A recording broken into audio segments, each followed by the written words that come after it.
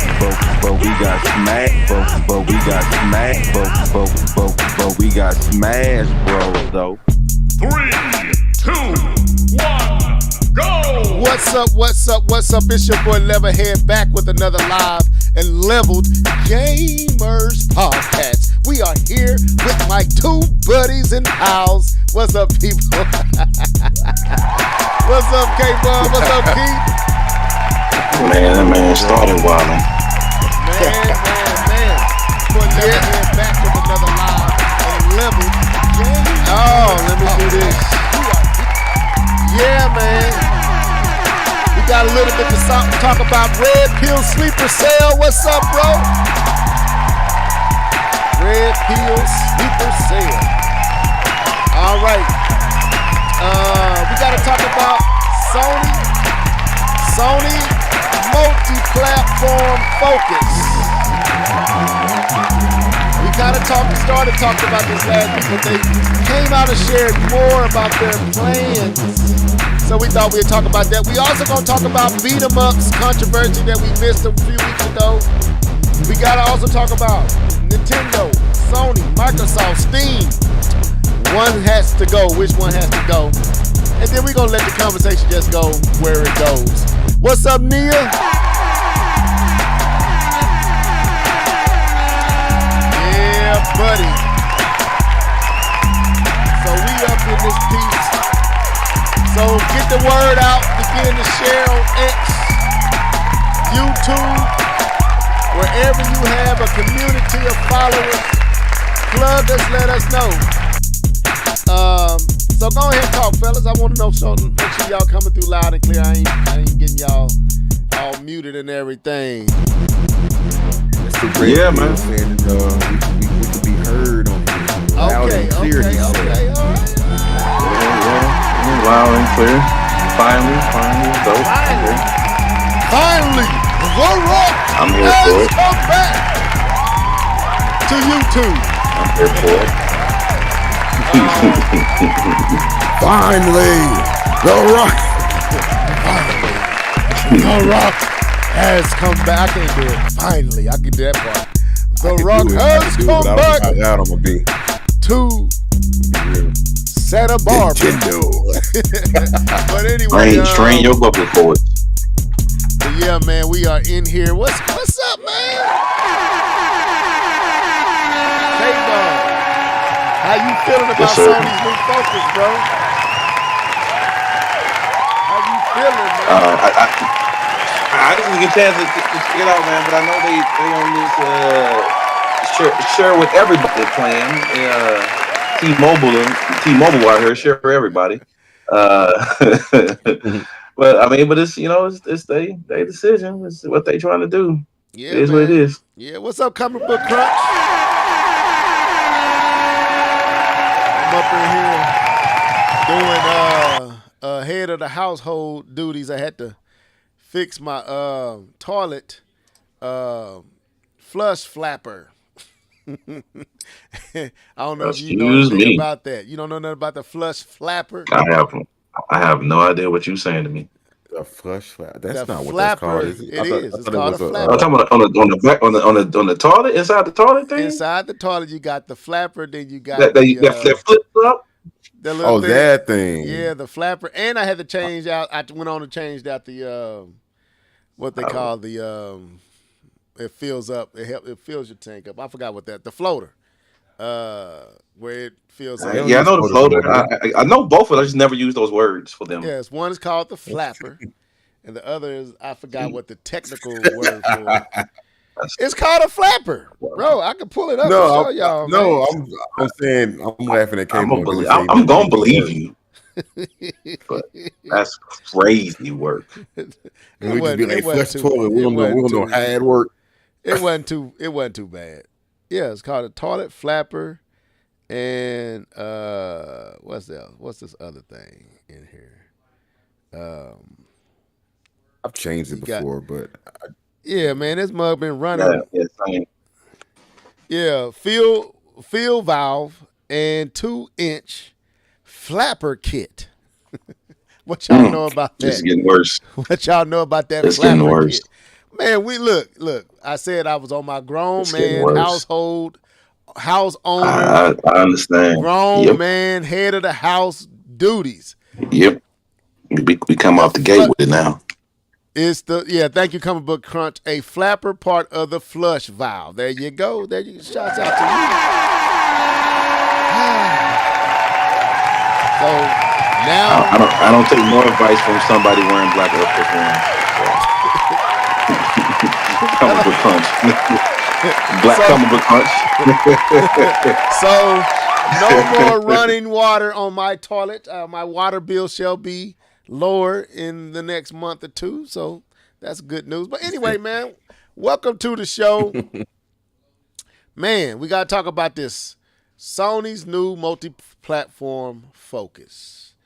We also going to talk about beat 'em ups. We kind of touched on it last week. We wanted to talk about that. We didn't get a chance to give our thoughts on the whole controversy with beat 'em ups and his experiment with rumors and particularly the Nintendo community. And I found that very interesting when I was on vacation. But it was so much to talk about last week, we kind of pushed that into this week. We also going to talk about One Must Go. This has been a trending thing on X, and we thought we'd talk about it. Which one needs to go? If we had to end the life of one of these avenues of gaming, which one would get the knife? Which one would go under the gauntlet? Which one would get the old pop, shoot, take him out of his misery? Which one? We got to talk about it. And wherever else we go, we go. But anyway, anything interesting you guys weigh before we get into this? It's not a lot this week. Interesting? No. But this week just been a standard work week. Come home. Kids. Hadn't even really been gaming that much. Yeah. Kids in school. Yeah, kids starting. Mine start next Tuesday, so we getting prepped for that. Back at work. Wife going back to work because she's a teacher. So she's going, oh, Nia, how you feel about going back to school? It was just yesterday that you was so happy about your summer break. How does it feel to be going back into the war zone? How does it feel? Did you got your army fatigue boots? Did you got your steel toes? You're going back into the trenches. Warfare. That's called higher learning, or learning at least. But anyway, yes, my wife is back over there in war at the middle school. I wonder how many more grades she's going to get this year. She's still beautiful to me, though. I guess we can go into what you've been gaming on since nobody trying to break the ice. Ain't nobody trying to say nothing. Ain't done nothing. I mean, I don't got too much going on for myself. I mean, I'm ready to ramp up traveling season, so I'm getting excited about that, getting stuff booked out. So I don't got to worry about kids going back to school, so I can travel when I want to. Shade. Oh, yeah, go ahead. Put that out there. Take this while you do it. Slap yourself. Slap it up. I am going to try to Why you catch on vacation? Superman on, because I believe Superman comes out on digital. I think this week, so I'm gonna try to catch that since I didn't get a chance to catch it in the movie theaters. Superman And I still need to catch what? Sinners. for free. Yeah, that's what I heard. No, not for free. On I mean, what? it's coming out HBO? digital. I'm not sure. I'm gonna try to check it out. Oh, okay. I got what you. you're saying. All right. Don't be getting me all Yeah, I'm gonna try to check it out. Yeah, take this slap. No, not for free. Yourself. I mean, you gotta got it on your own. Slap yourselves early, K-Bum. Get your act together. You I don't get mean, us- one was necessary. The second one was on you. But No, yeah. Keith thought you was talking about, you said it's coming to digital. I'm like, oh, well, excitement. Just coming to digital. Ain't nobody say free dollars. But yeah, no, I'm about to catch Sinners. I'm about to, I guess, pray first before I watch it. Make sure I don't get none of that in my house. It's not even that bad, man. Actually, I watched a podcast with Lecrae and Eric Mason talking about Sinners. Go watch his podcast. Okay. I seen Sinners.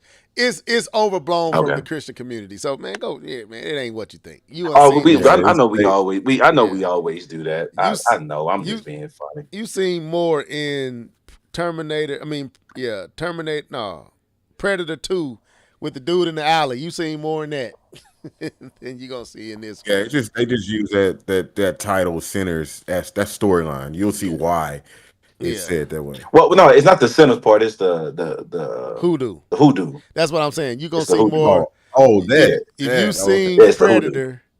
If you seen is it Predator or Terminator? Yeah, Predator. If you seen Predator 2 with Danny Glover when the dude threw the bones in the alley, that's about as deep as Oh it yeah, got. If you yeah, watch that, yeah. you I know already that. unseen enough. You unseen about as much as you gonna see in this movie. That So was a banger though. The Terminator 2 was a banger. I yes, it ain't was. gonna lie. Yeah, that was dope. Anything else? Are we good to go on what you've been gaming on? Oh, I'm good. All right, let's go. Yeah. You know what time it is? It's time for What Have You Been Gaming On? Sing it, folks. Let's go. Let's go. Hey. What you been gaming on? What you been gaming on? What you been gaming on? What you been gaming on? What you been gaming on? What you been gaming on? Gaming on, gaming on, gaming on.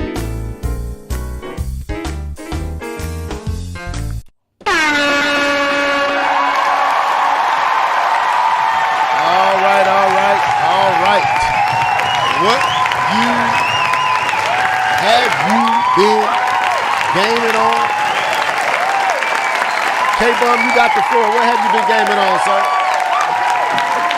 Cool. Let me go ahead and knock mine out. What I've been gaming on. So for me, it's kind of been the huge, which is college football 26. That is my jam. So I've been rocking that, and then Marvel Rivals. They dropped Blade, dropped I believe last week, this past Friday. They dropped the Blade character, so that's been fun to have him in the roster of Marvel Rivals. He does kind of say his iconic line because there is it's funny 'cause there's a person that actually ice skates in the game, and he actually says, I think when he kills her, that he doesn't say the whole thing, but he said people are already trying to ice skate uphill. I thought that was pretty funny that was meta, and they added that. All Um, right. I but see other it. than that, I've been playing a little every now and then. Black Myth. Still trying to finish that. It's not a great game when if you walk away from it. It is not forgiving to try to come back to. But I have been trying to go ahead and finish that game, but it's going to take me a little minute. It is not easy. I got to a boss, and that boss put hands and feet to me. So I got to figure that out. I think I got to go back and level up a little bit more before I try to jump back into that fight because he showed letting me know I'm not on this level. But other than that, yeah, that's kind of been it. I've been focusing just on college football um, and rivals with the homies. So, oh yeah, there's one more game. I'm tripping. My bad. My bad. Keith, just Excuse go me, when sir. he's done. Just There's go. I got to step away for a second. What's up, Kawan? bad. There's one game. Um, Battlefield 6 beta, open beta came out this past weekend. Forgot about that. So I did get a chance to play some Battlefield 6. The beta opens back up, I believe, either tonight, or tomorrow. And so the beta it's going to open up again, and it's Battlefield. I mean, it's Battlefield. But it's actually, I mean, it's pretty good. It's pretty fun, man. Especially if you want something a little bit different than um, Call of Duty. If you just need something different, and Battlefield is different enough from Call of Duty, it's actually getting great reviews. It actually From the time that it was actually on and being played, it surpassed Call of Duty. That was just the beta, which is awesome. And so it just gives people another game to kind of to play than just just the same old with COD. So I'm happy Battlefield's back, and I'll probably game fly it.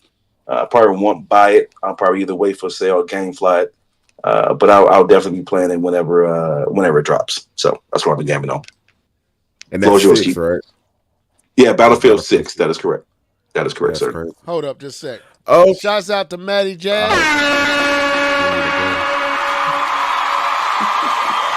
I All hope right, go ahead, Pete. my bad, Matt Jazz. Okay, what have I been gaming on? So I'll try to go quick. I'll talk about Hell is Us.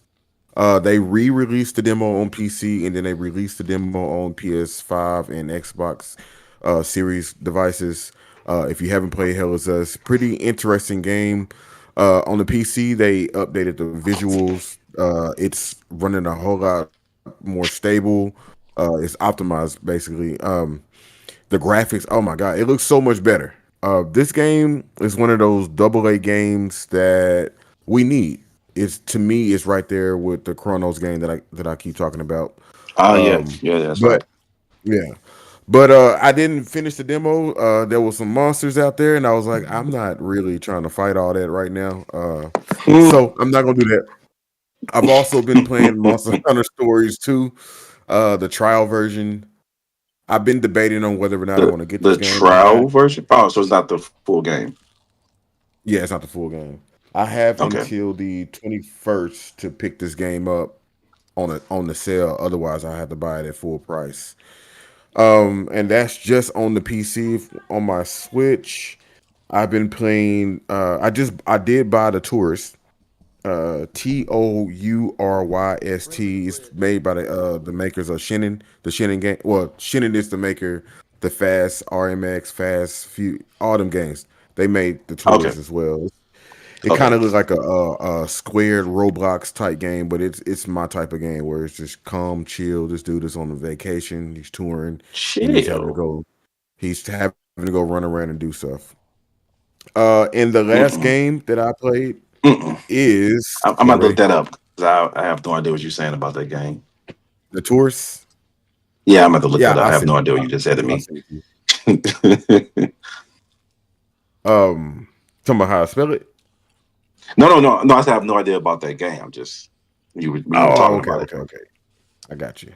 And the last game, me and Nia actually been playing this together, but not anymore. She's back in school. Oh dang. Apex Legends. We've been getting into our Apex Legends. What? Yeah. Apex Legends, man. I downloaded the original Nintendo Switch version thinking that I was getting the the Switch 2 version. And when I You found out downloaded very it, it was quickly. like they told me you can't play this version of the game. So I had to get the other one, which is what 74 gigabytes or something like that.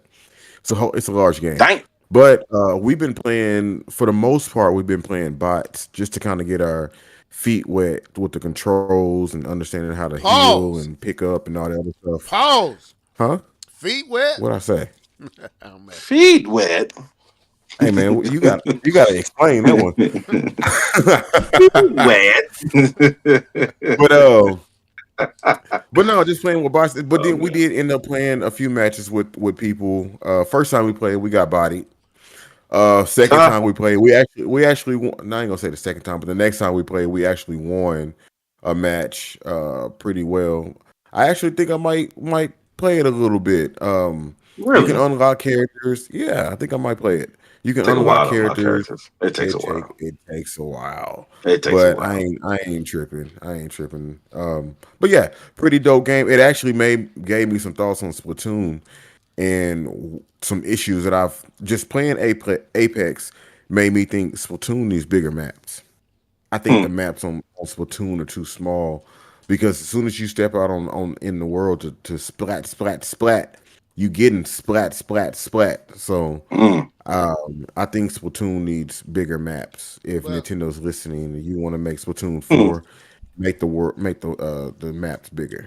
But Other than that, inking is the center stage in Splatoon, not Splatfest. man, you can try to ink, but as soon as you see somebody, you finna get hit and killed in like 2 seconds, and then Take these hands. you back at the respawn. Respond. Yep, True. you play more respawn than anything.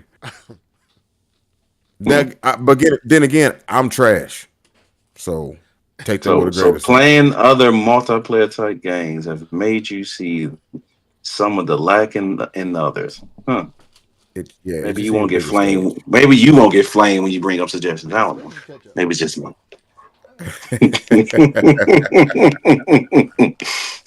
Anyway, go ahead, sir. No, that's it. That's all I've been gaming on.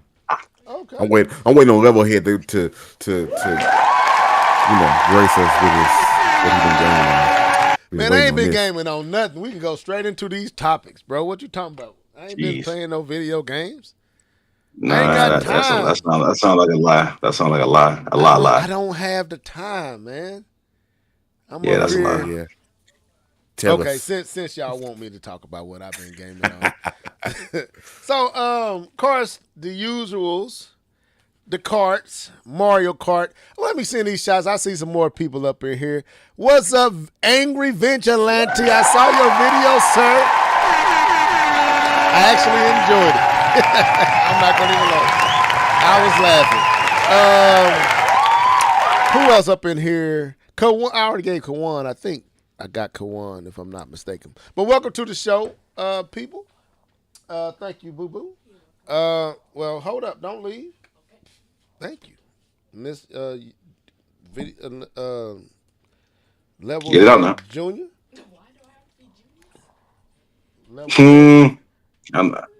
I know which one that was. Yeah, you know who it is.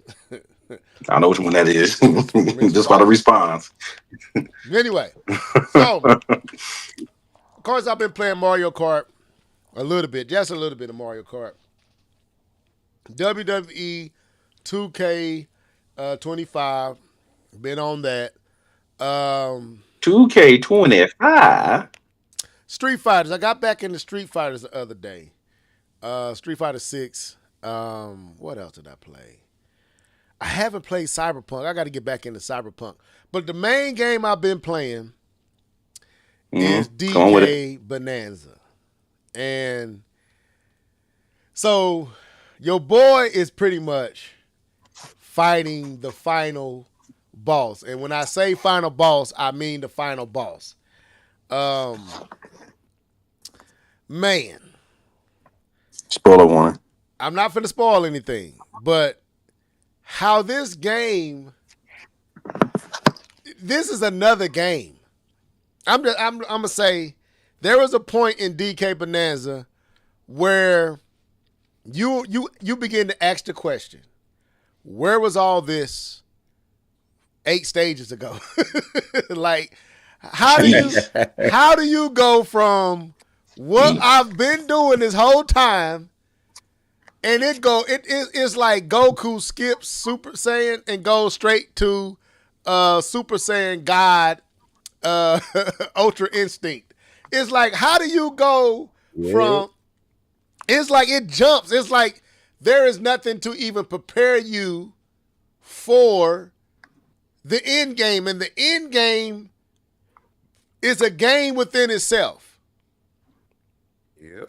If Keith, I don't know how you would describe it, but the end game feels like a whole different game. And it puts higher. It amps it up to a level that you would not expect. And it makes you use every ability that you've had.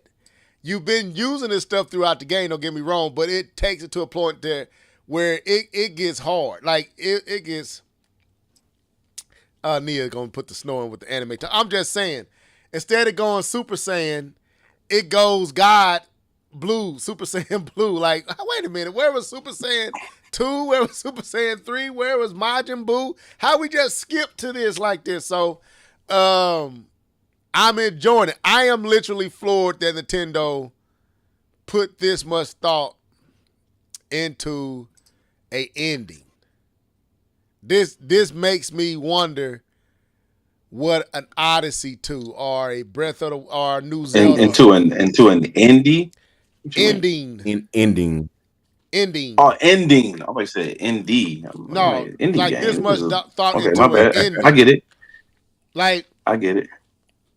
you would think some of this would have showed up earlier, but they hold all this to this ending, and it's like, but it's like, wait a minute, the ending has its own story, its own experience.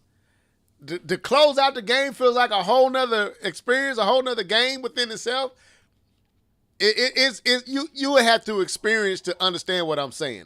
Because to really talk about it, I gotta spoil it, and I'm not going to do that for anybody that's maybe still be playing through it. I understand why nines, 9.5s, and 10s were rolling off people's lips. I understand it now. Before it was like a solid 8. Now it's 9.5 for me. It ramped up. Like, wait a minute, it's there. I get it. I understand it. So I haven't beat the final boss. But it's not that I couldn't have beat them. I'm just kind of savoring the moment. I'm gonna be honest with you. I don't really want to beat it. I want to because it goes places that make you wonder, okay, how does Mario fit into this? That's what it does to you. Like when this happens and what happens, you begin to question, okay, how does Mario play into this? Okay, where are we in the timeline? Like all these things you begin to ask all these questions. Like it opens up a well of questions. Keith, you being quiet. You already been here. Come on, bro. I'm hearing your experience, but no, I agree with everything you're saying. Once you get past a certain part, like Level said, the game just kind of transforms and the stakes are higher. Everything is pretty much revealed, and the normal traversal, even though you're still going in the under the surface or whatever, the normal traversal is just like I think the first one you get to, if you try to step off that platform, you're gonna die. Yeah. Because you gotta, and then the other certain enemies are revealed and all this other stuff. But yeah, it's the stakes are higher. The music is more intense.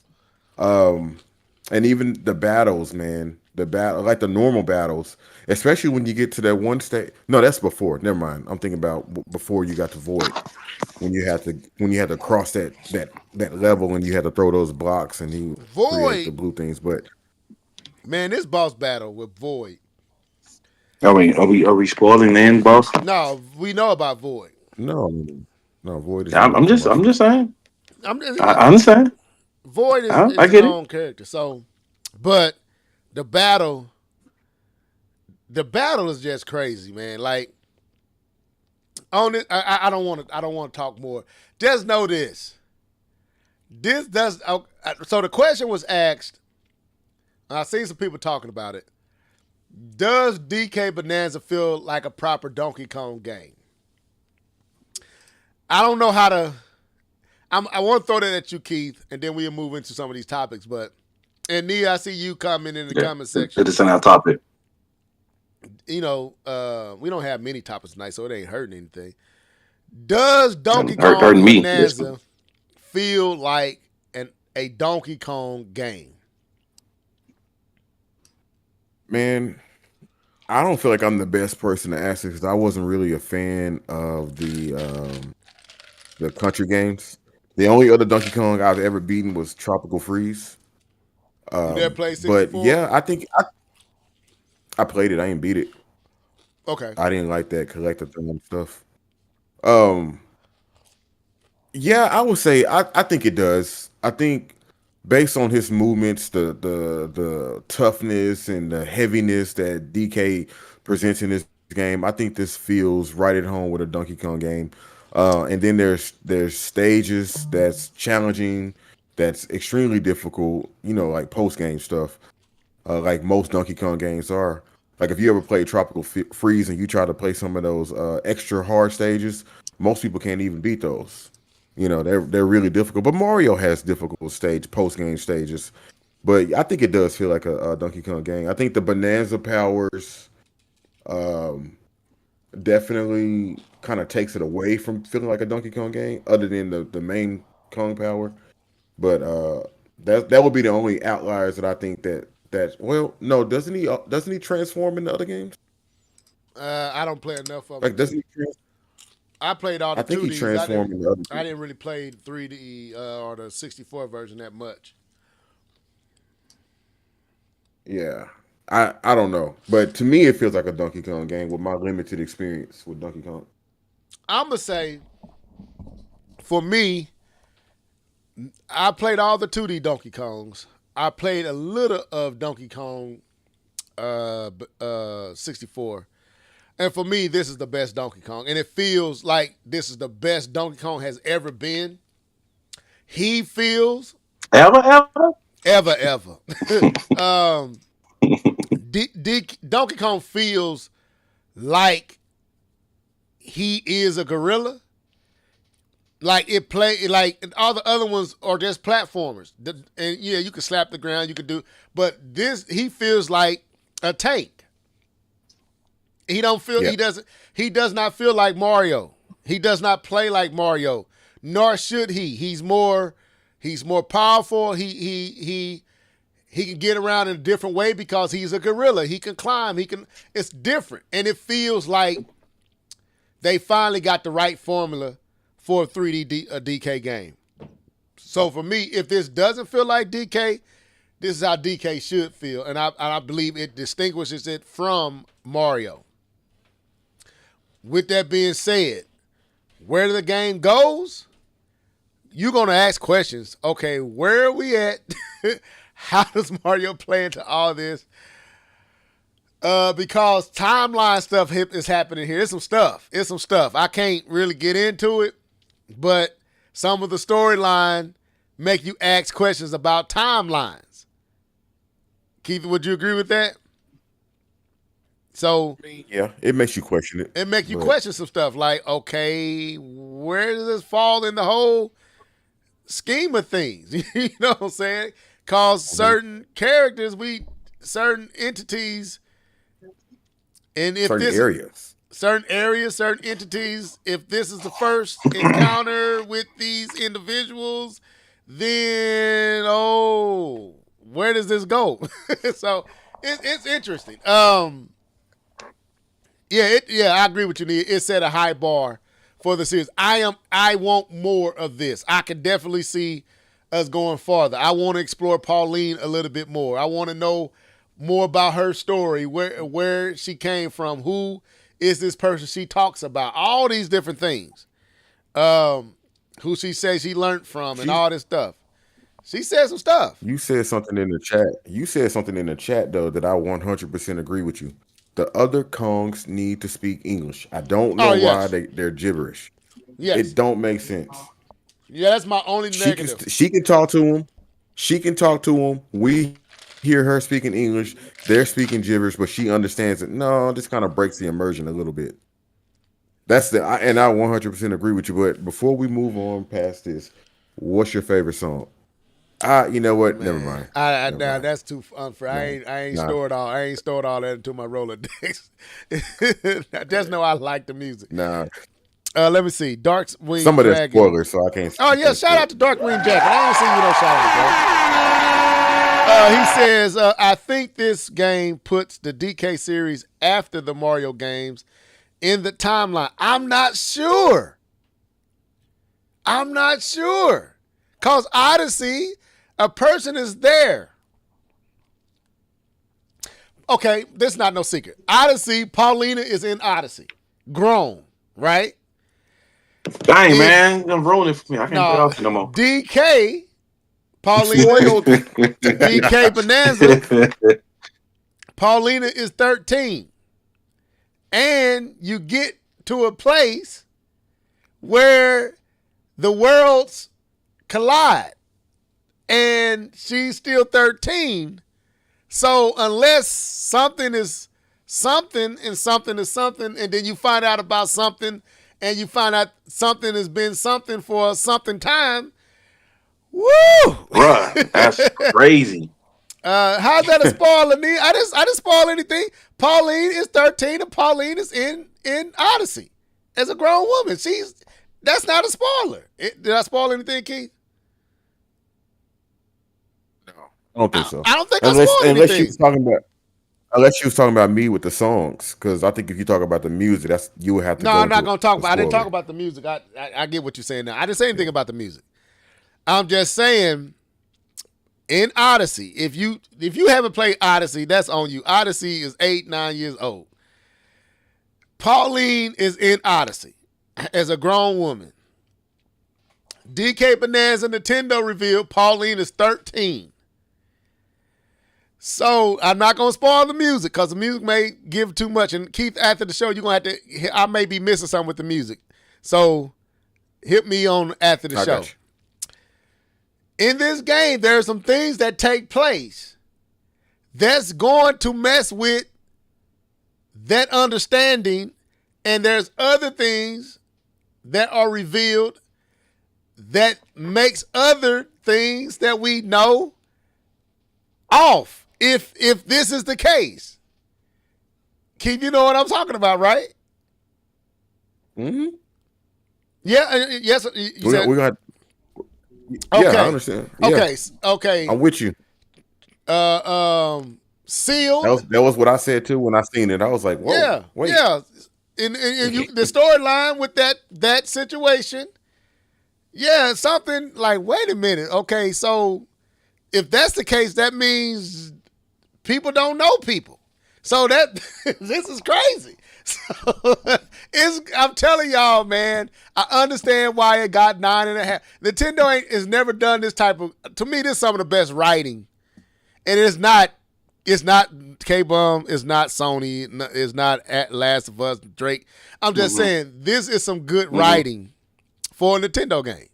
Mm-hmm. And it's interesting where are y'all going with this? But anyway, let's move on. So that's what your boy's been playing. I plan on finishing it. I missed one. I plan on finishing it.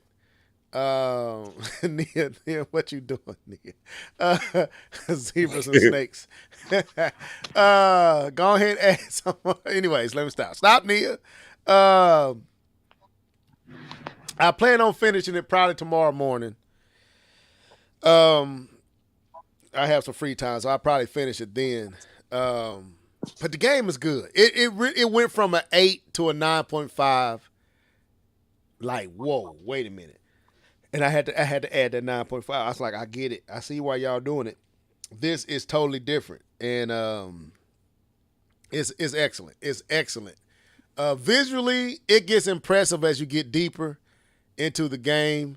But when the other situation happened, I don't know. Anyway, we won't talk about that. That's enough about it. But anyway, it's a good game. So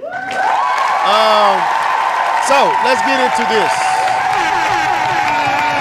So last week on X, there was a post from someone who works at Sony talking about the fact that they are going away from a hardware-focused to a more of a, what would you say? They're going away from hardware-focused to, did they say software or platform? They said platform, I think. Platform is the right word. Yeah, they said they were going away from being centered around hardware to more of a multi-platform, but we didn't really understand what they meant. Well, like Phil and what's her name, Nia? Keith, what's that girl name? Sarah. Like Phil and Sarah Bond and all them. We're having our Matt Booty. Matt Booty, pause. We're having a similar. Ain't this crazy? We started off. Was it this year with this stuff or last year? It was last year, wasn't it? With all the last year, Phil came out with all the confusion later on in the year. They tried to fix the whole multi-platform confusion with this whole message about the future for Xbox. And here we are around the same time, Sony is somehow in 2025 doing what Microsoft did in 2024. And that is introducing to their fan base a multi-platform focus for the future of Sony PlayStation and their brand. And so we got to talk about this. There was I guess an interview, a sit down. I mean, it's almost like this is Sony's version of what Microsoft did, literally.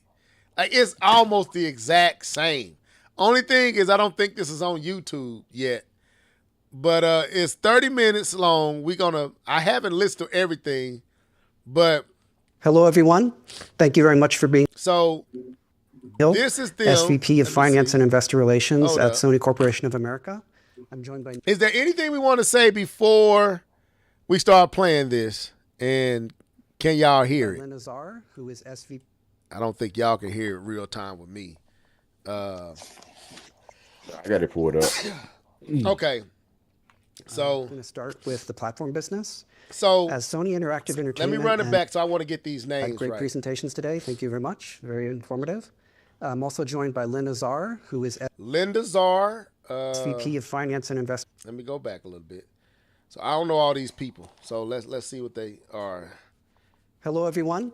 Thank you very much for being with us today. You're welcome. I'm Justin Hill, Justin SVP Hill. of Finance and Investor Relations at Sony Corporation of America. I'm joined by Nishino-san and Herman, who had great Nishino-san presentations and today. Herman. Thank you very much. Very informative. I'm also joined by Lynn Azar, who is SVP of Finance and Corporate So- Development here at Sony Interactive Entertainment. So thank They you for got joining they us. got Lynn. the big wigs here tonight. They got this is serious. I have a number of questions I'd like to get to today. I'm going to start with the platform business. As Sony Interactive Entertainment and the industry as a whole move towards multi-platform gaming, So out the gate, as Sony and the industry as a whole, he says, moves towards multi-platform business. So for any of you guys, Sony fans, listen up. They are Me Tooing for real. K-Fum. They Me Tooing, ain't they? K-Fum. This is not they not doing it like Phil. They let you know out the gate. Yes, we are moving into a multi-platform focus. This is a lot different than what we read last week. This is really fleshing it out. So let's continue. how will you protect the value of the PlayStation console? The PlayStation experience is not just about the gaming console hardware, nor it's not just about the content as well. It's an experience in a community that shares this excitement. For over 30 years in the past, we've been committed to being the best place to play and publish. And has helped us establish a dedicated community of 124 million players and then invaluable network over the 4,000 creators. PlayStation console experience is designed to enable immediate gameplay in an immersive and accessible way. We're doing this in a completely integrated way, designing and manufacturing all aspects from the chips to the backend system. And we continue to look for new and innovative ways to broaden our reach and bring our content and a service to the players. The value of the PlayStation. So, no, Nia, this is not no hate. I'm not mad at this. I was just, I'm saying, for all those who were laughing, this ain't at K-Bun because K-Bun wasn't. We all called this. All three of us here called this a while ago. What's up, Chariot Man? I'm just saying, you had all these people clowning Microsoft, and here we are months later, and Sony is running the same play. Like it's almost like the water boy, like the coach that stole the playbook. It's like they calling all these plays Microsoft play. Like this is just Microsoft 2.0. He said that we want to open up to more avenues for more to play and to expand our reach. We have been the place to play, but we do not want to focus solely on the PlayStation hardware. And this is in the first 2 minutes. So this is a 30-minute thing, and they getting this out the way in the first 2 minutes. K-Bum, I'm gonna bring you in since you are our Sony guy. How do you feel the Sony community is taking this?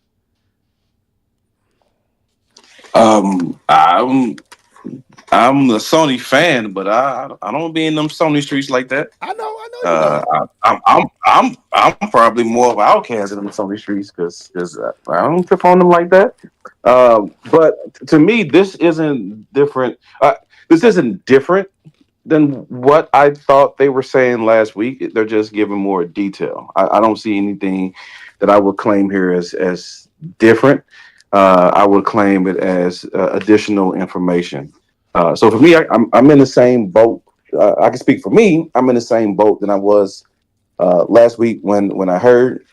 Hearing him talk actually makes me a little bit more upset because it's corporate talk. It's that, just that corporate, and we've positioned ourselves. Yeah, but we understand that. But you have to understand that the name of the game that the name of the game of console gaming has always been exclusives.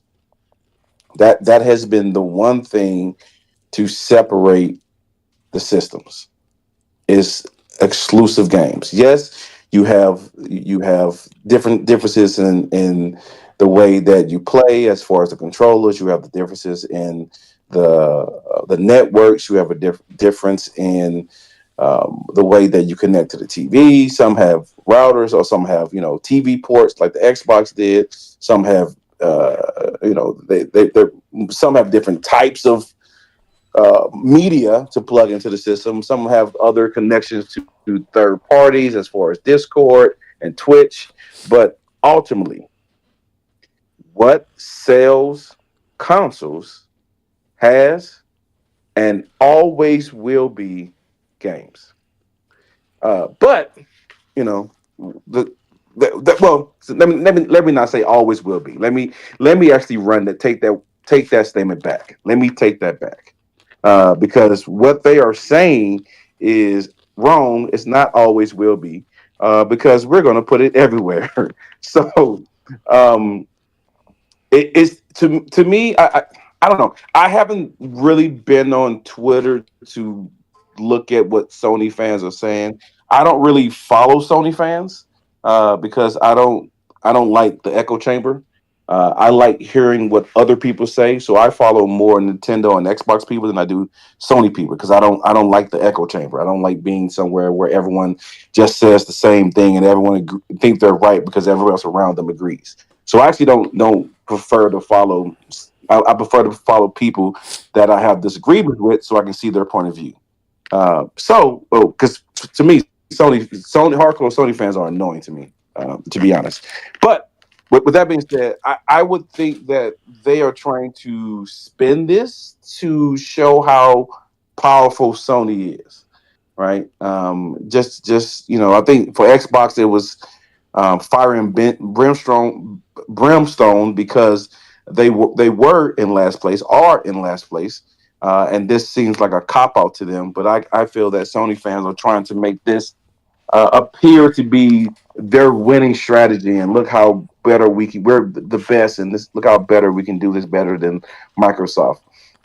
Which, in my book, I think Sony's going to take a different direction than Microsoft when it comes to this, because Sony definitely took a stance when it came to Game Pass. They took a stance on not releasing first party games day and date on Game Pass, which I still think is the best decision, especially when you continue to see all these development companies close under Microsoft. It feels like if you go under Microsoft, you're not too far from being closed. So the fact that Sony still allows their first party to breathe without their version of Game Pass, I think it's the best decision they can make. So I think Sony's still going to take their own unique angle at this, but they're going to follow suit. And I said it last week. Sony's a Me Too. Sony follows waves. They don't always create waves. They follow the wave. They follow the trend. They surf the trend. They are more conservative now. They're more conservative with the PS3 days off of the back of the success of the PS2. They were more of trying to take the charge. But since then, the PS4, PS5, and everything that followed has been more of following trends than creating the trend. And I still feel the same way. And I'll end here so I can hand this off to you guys. I still feel, even though Sony has more powerful first-party games than Microsoft, I don't think that's a stretch. I don't think I'm pulling on my Sony fandom to say this. That Sony, for the breadth of what it is, has more powerful first-party brands than Microsoft. Popular. I still think You saying powerful and popular, meaning popular? Okay. powerful and popular than Microsoft. I still think, as a whole, Halo is still one of the most popular games. People that don't game know Halo, but I'm talking about the breadth of what Sony creates. I still think Sony is behind Microsoft when it comes to these multi-platform decisions. I think they're behind. I think Microsoft has a better strategy. I think they have a better approach in some sense. I think they have a better foothold in some places, especially when you compare it to the PC market. They are closer related to the PC market, and you already see that like 2 of the top 10 selling games on the Sony system were Microsoft total titles, and the fact that their now first party games were previously top selling third party games. When you talk about Call of Duty, when you talk about Overwatch, and you talk about some of the things that Bethesda has created, some of their top selling first party were previously top selling third parties. So I do believe Microsoft is in a better position. And so to me, it's kind of a wait and see what Sony does and how they do it. Okay. Let me send a shout out to Alice Steve. What's up? Have y'all played Madden on the Switch 2 yet? Not yet, but it will be played not much far from now. Not too far from now, I'll be playing it. I just wanted to see the reviews. Saw that it did have a day one patch. And I believe more patches are going to come down the road for this version. So yeah, I'm getting it, but I don't have it currently.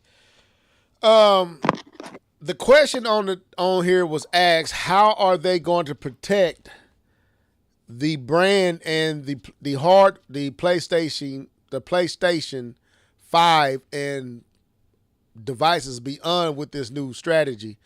Let me let it play a little bit more, then I'm gonna bring you in, Keith. So I'm gonna run it back just a little bit.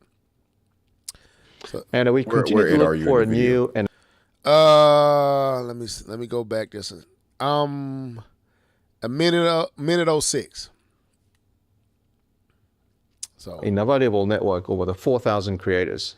PlayStation console experience is designed to enable immediate gameplay in an immersive and accessible way.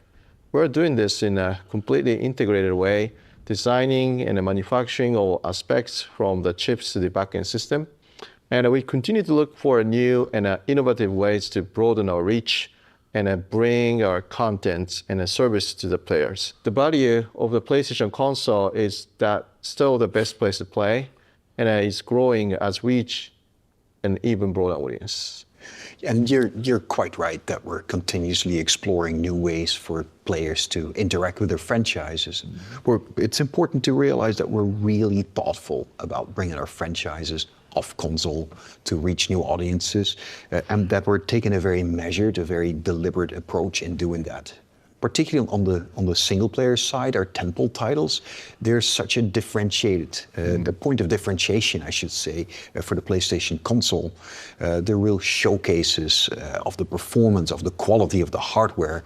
So we want to ensure that players get the best experience from these titles. And we're very thoughtful about how and if and how we bring these titles to other platforms. Okay, so I'm gonna say this off rip. They scared they're gonna get left behind by Microsoft. That's what I get from this. Is it's like on one side they still saying the PlayStation 5 is the best place to play, right? But they also see what Microsoft is doing and the path that Microsoft is carving. And I think they feel like if we stay pat and we stay with our current trajectory and our current focus, Microsoft could really just get out there in a way and accomplish some things, and then we pivot at the wrong time. We'll be ever trying to climb out of their shadow. And I think they're trying to move now in fear of what's possible and what they currently already seeing from what Microsoft is doing. It kind of goes back to what I said in one of my videos when I said Microsoft has already bowed out of the console war battle. They have found a new lane to make money. I said Nintendo has really tipped the scales with the Switch and this hybrid gaming focus, which has opened up this whole nother wellspring of a way to play where you can play on the go and in hand. And that's just, you can't write off 150 and you can't write off what you see going on with the Switch currently. It broke records already. It's broken crazy records and it's still selling despite what people want to say. The Switch 2 is doing great, even though I wish Nintendo would realize they can do even greater. But anyway, that's last week's podcast. What I see Sony doing is we are scared that if we don't move similarly to Microsoft, we going to be left in a old thing and they're going to be over there and running the new thing and the new way and the new approach, and we going to get left behind. Because other than that, I don't really see what would provoke them to do it. Other than we scared Microsoft going to achieve something and be there by themselves and then enjoying something we might wake up to and be like, oh man, we should have did that too. So they just doing it now. This is really just a Me Too thing. I don't see much more than this than a Me Too thing. And I don't blame them. I'm not mad at them, but it really just feels like we copying them. That's how this feels like to me. But go ahead, Keith. What's your thoughts, man? Yeah, I actually 100% agree with what you just said. In the business world, they call those disruptors. Nintendo has been disrupting. They call that blue ocean strategy, but really they're just disrupting the market. Yeah. The market is doing this, and we're going to pivot and do this. And Sony is very smart, and I think I said this last week, maybe, but they're very smart to go ahead and pivot. It just makes me think about how Blockbuster could have been the Netflix that we see today. And Netflix came in and disrupted that streaming market or the movie watching market, because I don't even think people do Redbox anymore. I think I still see them every now. No, Redbox is pretty much dead. I got something to say about that Blockbuster line when you get done, because I can add on to that a lot onto that. Okay, but yeah, but that's I think what you just said was absolutely correct. It was like, yes, their first party titles are amazing. I don't think there's a person in the chat that's listening to my voice on this podcast that will say Sony's first party titles aren't amazing. K-Bone said it. They're the most powerful. What else you said? Powerful and something else, but popular. They got it. Yeah, but popular and popular. Yeah, powerful and popular. But how long can you keep doing that and having people come and pay for your box and then waiting 3 to 4 years between those games, or however fast they come. How long can you keep doing that while your competition is churning out games, and then you can instantly play them, and there's no in between. You know what I'm saying? I can play this anywhere I go, but you're still. I gotta wait till I get home. I mean, I know they got the PlayStation Portal, but that's restricted to the network, to the internet. So I think this is a very wise move on Sony's behalf to go ahead and start building the blocks for an even stronger infrastructure, because they got a nice infrastructure now, but an even better infrastructure to bring PlayStation Plus Premium to a wider audience. I know they didn't say that, but that's what I think. Bringing that to a wider audience, putting games like Helldivers on Xbox and possibly the Switch 2, which I think would be a great addition to Helldivers. Uh, and I know that they're going to be very selective about their titles. And I think the smartest thing that they could possibly do is have an exclusivity deal with themselves. 12-month exclusivity deal. You can only play it on the PlayStation 6. And then after 12 months, then we're going to put it everywhere else. I think that would be the wisest thing for them to do, is to still try to hold it, those tentpole games, as he was mentioning, hold them to PlayStation. If you want to play it first and you just eager to play these titles, come play it on PlayStation. They are going to go everywhere else if you want to wait. Most people don't want to wait. Most people don't want to get spoiled. So it's that FOMO. They're banking on FOMO. Like I don't want to miss out, so I'm gonna go ahead and get my PlayStation so I can play the game. Absolutely. So I think what you said is 100% correct. And they just, I like, we call them Me Too, but I just think they're being smart by following the trend and not getting left behind with the disruption that Microsoft is causing right now. Right. Hold up, just a sec. I'm typing in something. I got you. You made me think of some stuff that we need some other factors that we need to bring in here. Okay, so to your Blockbuster point, you are absolutely right, Keith. And you are so accurate with what was going on. I worked for Blockbuster when Netflix and what was it, Redbox, but particularly Netflix at this time. I think they mailed you the movies to your house. I don't think it was quite like it is. Was it Netflix? I think it was Netflix. Yeah, Netflix mailed you the disc. Yeah. Yes. So Yes. I remember. Now I was in management.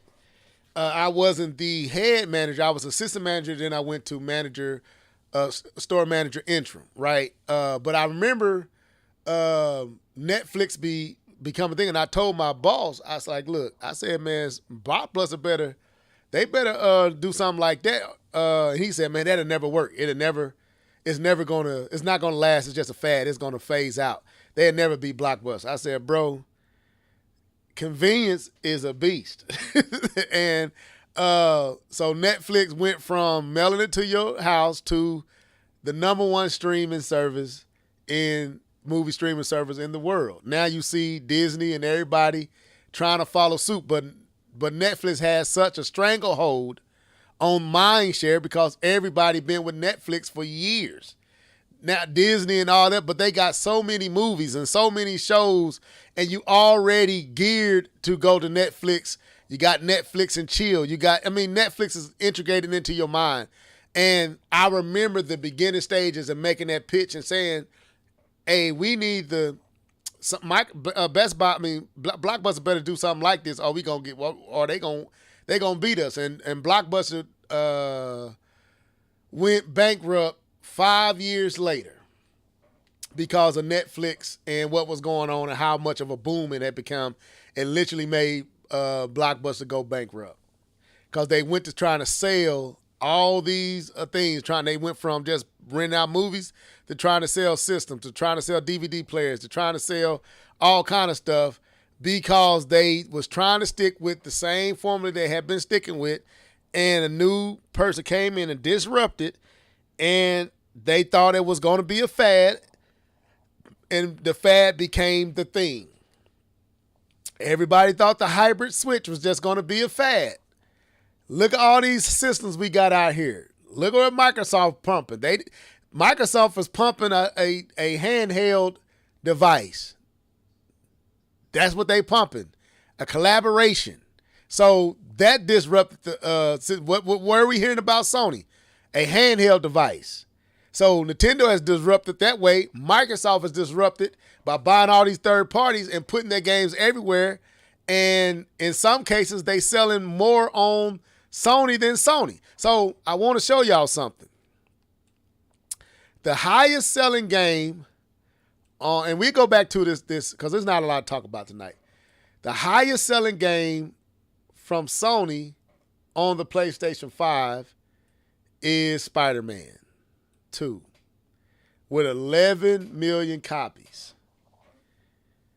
Ratchet & Clank, awesome game, 3 million copies. This puts it in perspective. Stellar Blade, 2 million copies.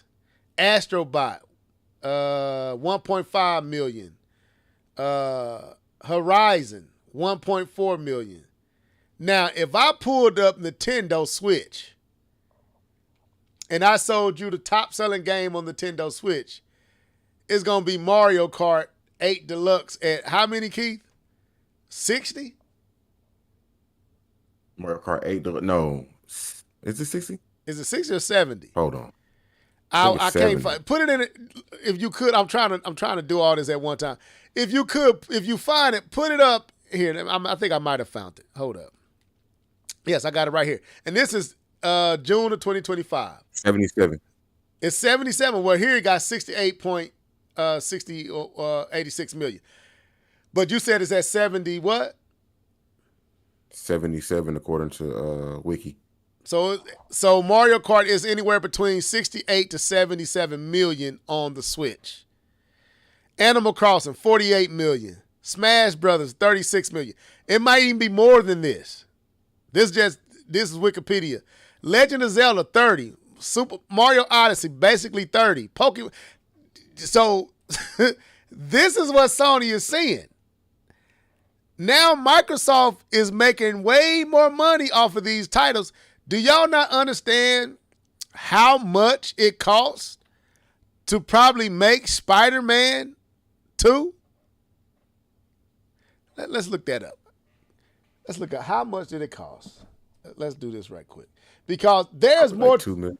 How much was the cost, production cost? Let me see. The development cost. Let me see. The development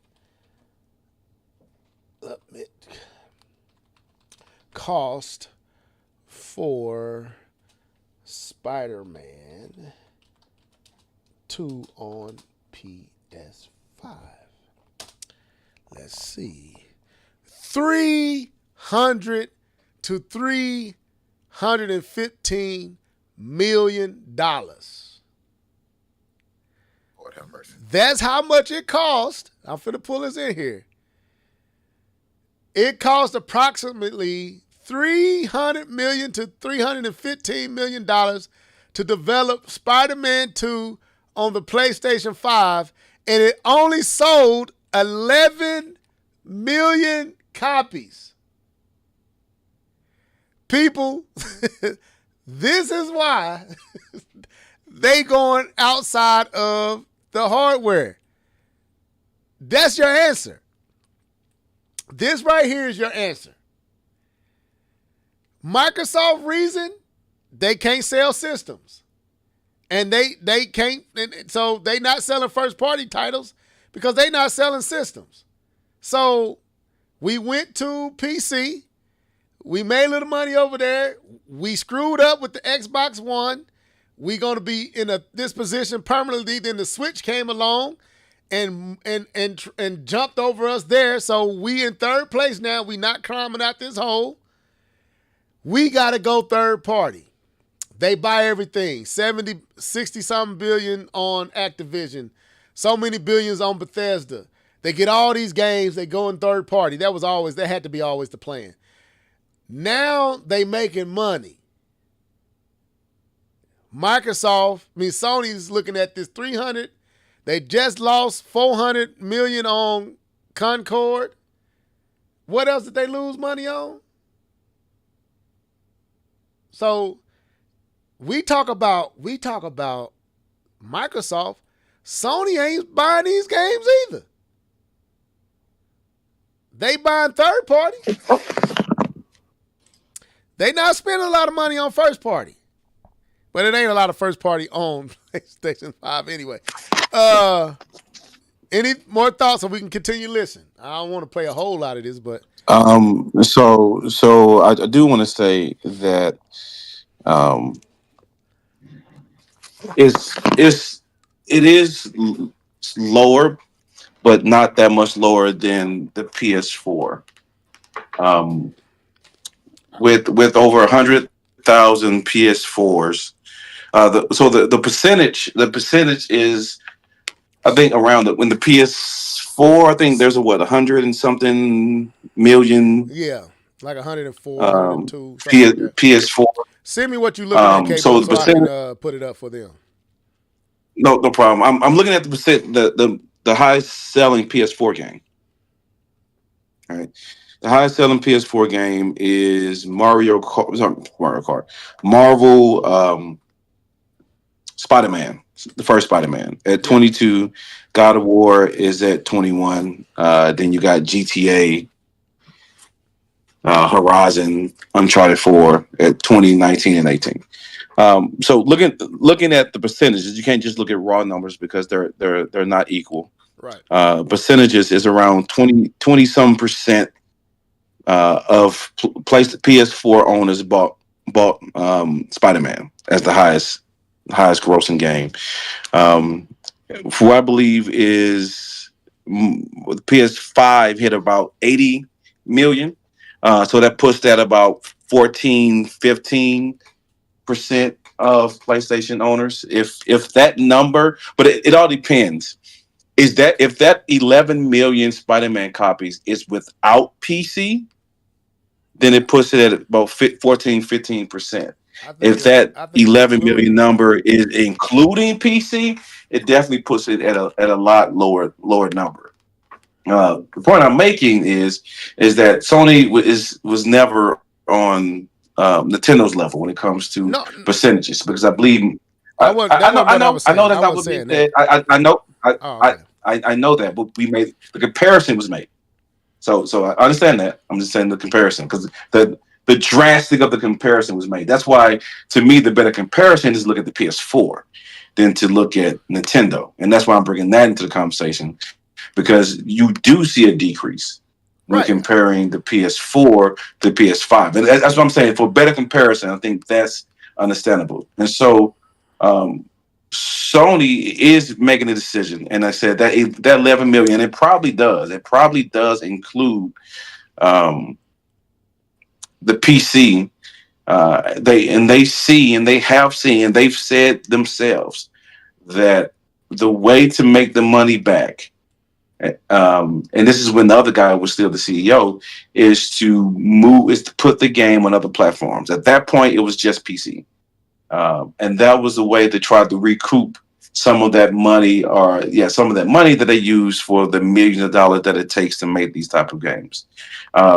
And so what has happened is that Pandora's box, as you guys are saying, has been open, and Sony sees Xbox games in the top 5, top 10 on a PlayStation console, and they think to themselves, with that 30 million over there on Xbox, What a way to take a shot.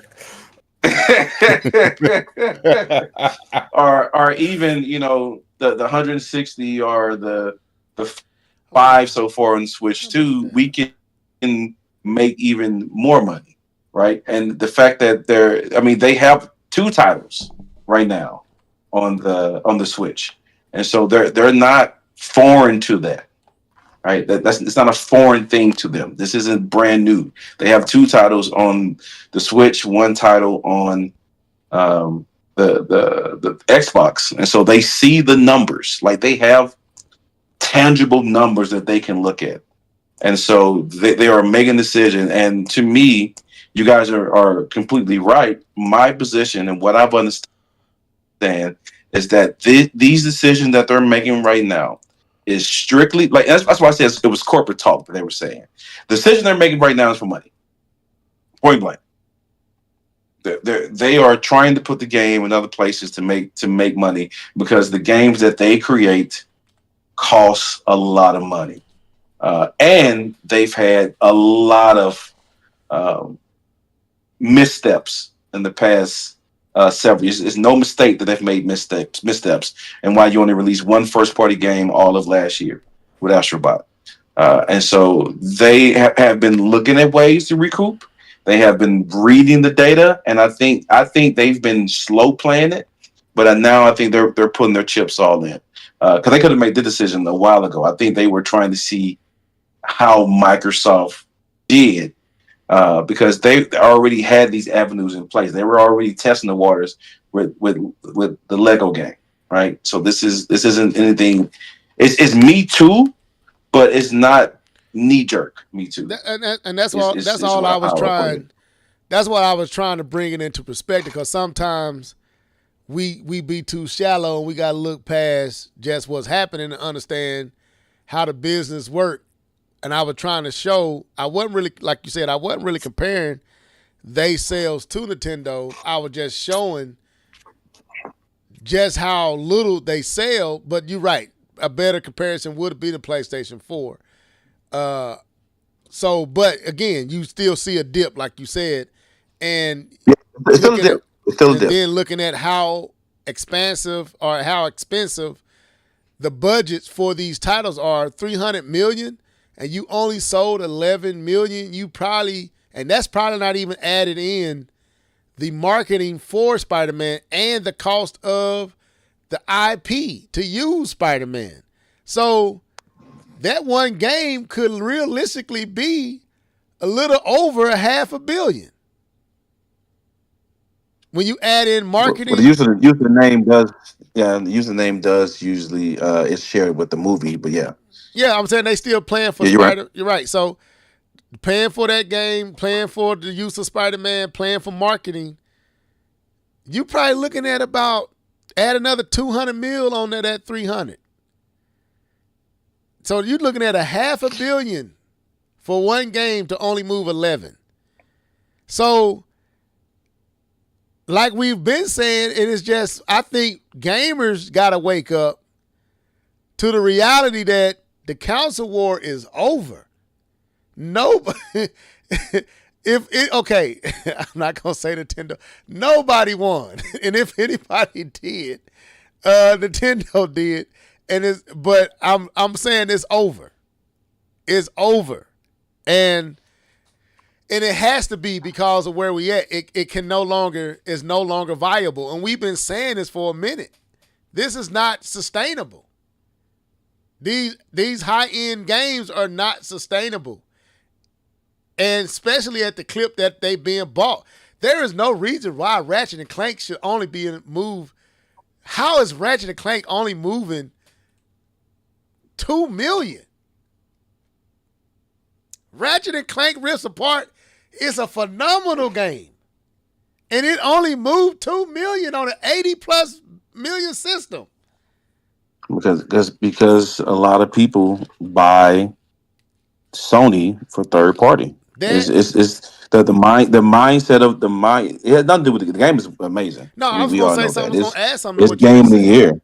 I was going to add something to what you said. There are plenty of people who are buying PlayStation 5 to play Call of Duty, to play Madden, to play GTA, and my play group that I play with, I am one of the few that they have to say, "Hey man, get off that single player game. Come on, let's play 2K," because the only thing they're playing is 2K, FIFA, Madden, college football, and maybe a shooter, Marvel Rivals. Right? They're not playing. They're not replaying first party games, and I think there's more of that crowd than there is people who are sold on God of War, sold on Ratchet and Clank, sold on Spider-Man. And I also think K-Bum, Madden 2020, is it Madden 2025? that came out last Well, year? the one that's out now, last year, 25. Yeah, So 25 came out Madden last year. 2024. Okay, because it said 1 million. 1 million copies of Madden. No, that's not true. Another thing is K-Bum. I think they move on. They play these games in the window of the newness of them. Once you out of the window of the new hotness of the game, it becomes yesterday's news for, I would say, Sony and Microsoft fans. So, like if I use Nintendo and we talk about the evergreen and we get mad because they don't lower the prices, and I still believe they probably should have some. We should get mad. Okay, so As a consumer, but listen, I'm with I'm you. sorry. I am in I hear agreement. you. I hear you. I know that's a trigger. I hear you. I'm in agreement. But what remains though is, no matter when you buy said piece of hardware from Nintendo, you're going to go back to get those titles. You're going to go back to get Breath of the Wild. You're going to go back. No. Yes, they do. I want to make that point too. I say them. I'm saying you grouping everybody. I'm saying I'm saying there's most people who buy the system. Most do, K-Bum. Like I ain't going back to get none of that. I know you're not. Most do though. Most go, like when my cousin Cameron bought the Switch. He bought the Switch, I think a year and a half ago, 2 years ago.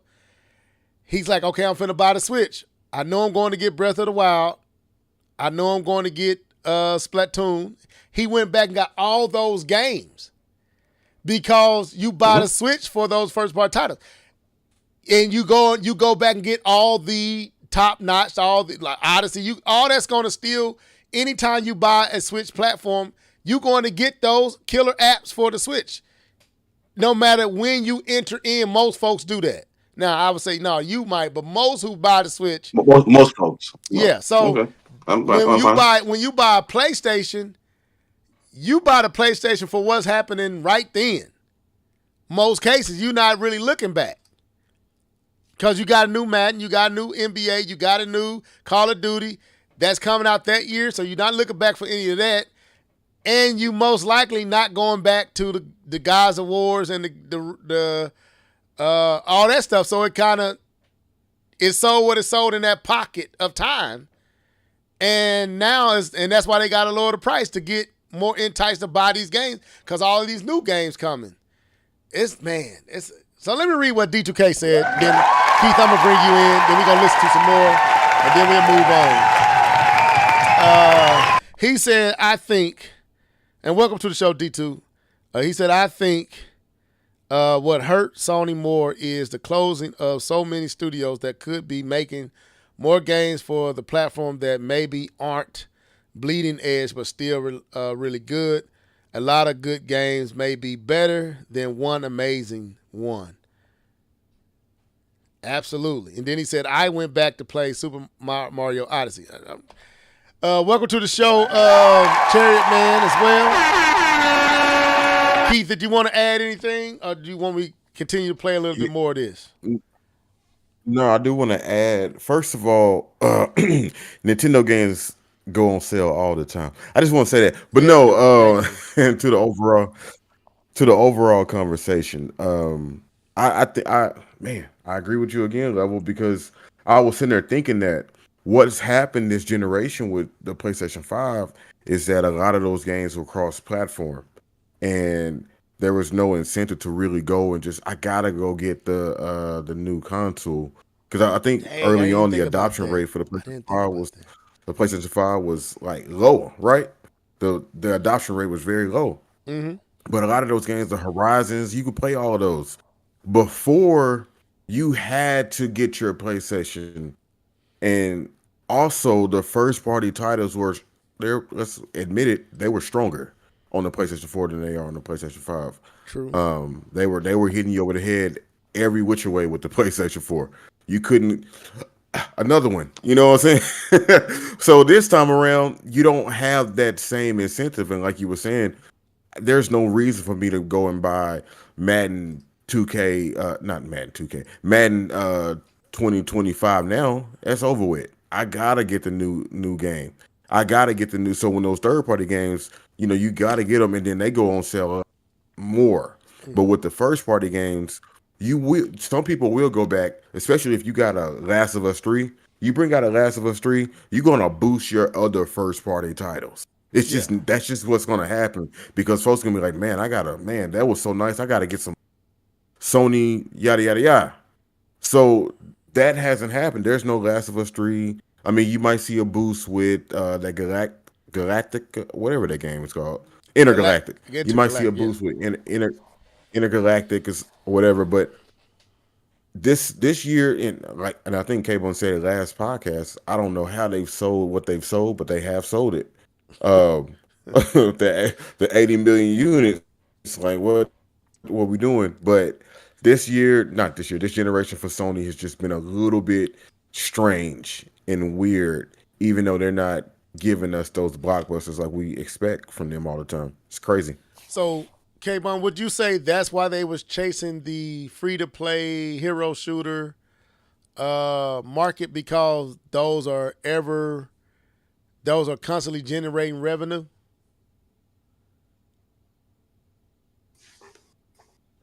Yeah, I mean they do generate revenue those type of games, and it's something that you can sustain if you have the platform for it. Right. So it does make sense to chase that type of game. So I think this may be a pivot because that didn't work. So they pivoting because they got them. In other words, what I'm seeing with Sony is they trying to say in the most eloquent, professional, business jargon as possible, we got to make more money. That's what they saying. Yeah. We have to bring in more revenue for this to remain a thing. And at that simple, plain, basic level, I can't get mad at them. I mean, I think Sony fans are eating a lot of poo-poo right now because, they clown Microsoft to see their own favorite company literally pull out the blueprint and follow to a T. Okay, they sat down in front of a camera. Okay, all the big people are here to explain this pivot from hardware to third-party focus, of multi-platform focus. I mean, they literally pulled every play Microsoft played, Sony, even to where they sitting at. Wasn't Sarah Bond sitting on the end? Let me stop. I'm playing. That's wrong. All right, let me quit.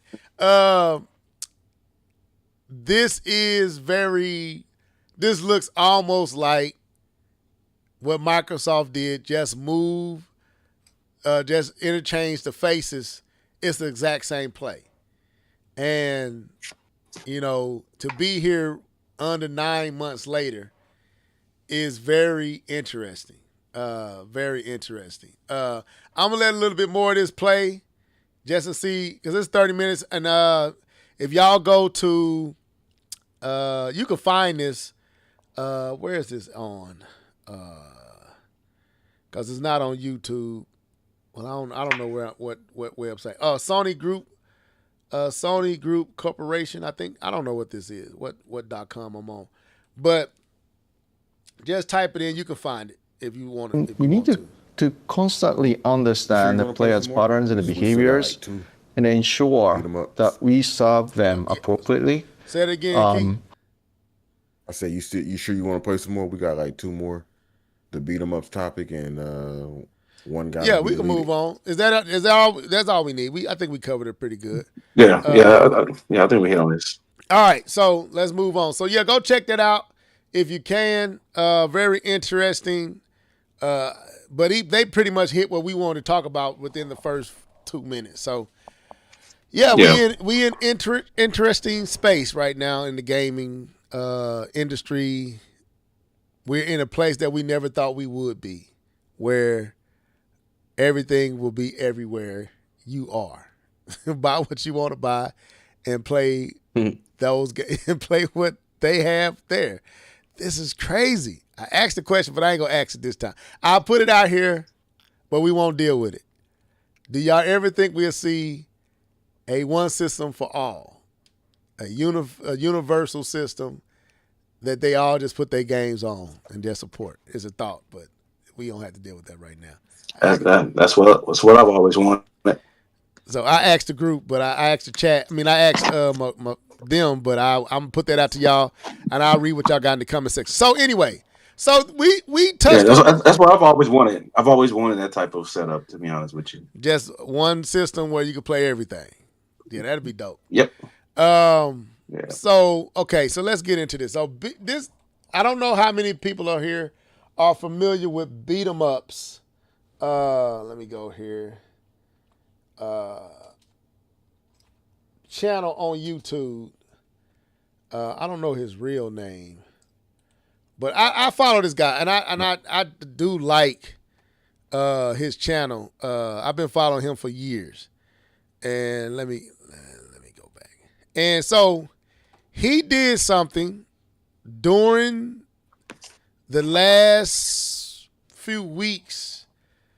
He did something, and I put it in here. Worked. Where he put out a rumor about a Nintendo Direct that was about to take place, and he said some games was going to show up. I think he said Animal Crossing. He said a few titles, and he said that he doesn't know. He said it. He said some particular things that should have gave away what he was doing, but a lot of people didn't catch it. He said, I don't really, he said, take this with a grain of salt. I really can't verify anything I'm saying. I'm not even confident in what I'm saying. But I have been shared, he said, that a Nintendo Direct is soon to come before the end of July. And he said some games that's rumored that's been supposed to be there.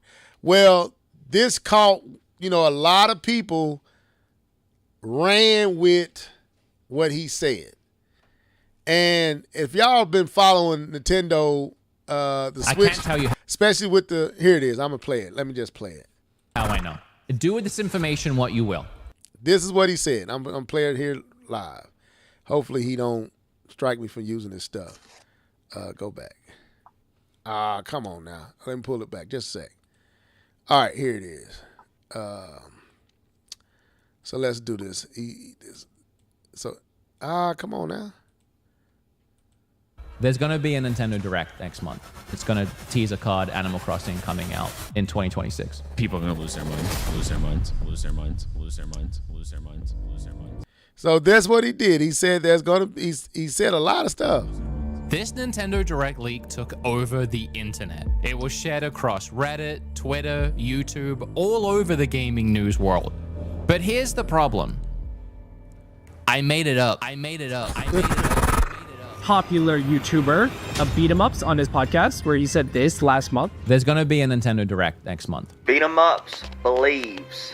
I'm just gonna let this play. Will be in July. Fair Known use. for his channel Beat 'em Ups and also host of the Nintendo podcast, said that he had an I want y'all to pay unidentified attention to source some that of the says there will faces be a y'all see in Nintendo this Direct. thing. Woods is not usually a leaker, so this is spicy. Big Nintendo Direct in July. And he's not typically a person to put out leaks and rumors. Woods said that he had a source. Hopefully Beat 'em Ups is completely telling us good info. A very well trusted YouTuber, Wood from Beat 'em Ups, where a YouTuber came out and said a new game in the popular Animal Crossing franchise. A YouTuber said that there's a potential leak for new Animal Crossing. He doesn't do this. Who you see? Some of these ones. So why is he doing it now? Well, he must be fairly confident. And I honestly can't see why they would lie about this at all. Is this legit? Do you believe him or do you not believe him? I really hope this turns out to be true. So we will see if he's correct or not. But I want you to know right now that if you are wrong about this, if you have gotten my hopes up, He might actually get beat 'em up online if we don't get anything that happens this week. I just can't see why Beat 'em Ups would lie about this. I will hire every single Etsy which I can to put a curse upon you. And for Wood's sake, He better be right. Your life is going to be ruined. So I'm pretty sure a lot of y'all are familiar with this. So we want to talk about it because it caused a real, for real fallout. A lot of people were offended that when he acknowledged that he lied and all this was fabricated to basically do a test.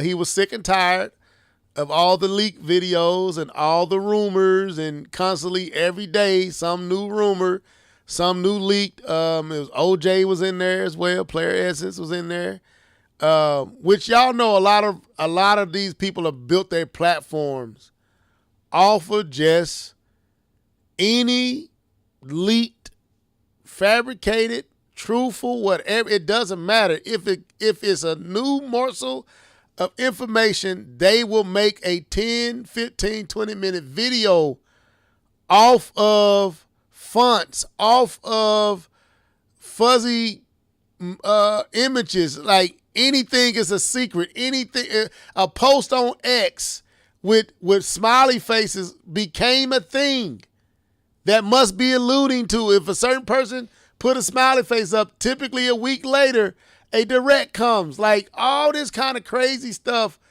was just bombarding my timeline. My algorithm was all off because once you watch one or two of these milking videos, it just ends up taking over your whole timeline. And I think, like myself, Beat 'em Ups got upset with the nonsense, and he trolled, and he played a game, and he did an experiment, and it worked. And it worked a little too good. I think it scared him. So now the backlash is a lot of people was upset because a lot of people got exposed. Their whole gimmick, their whole platform of what they did got exposed, and they was feeling some type of way because of what he did.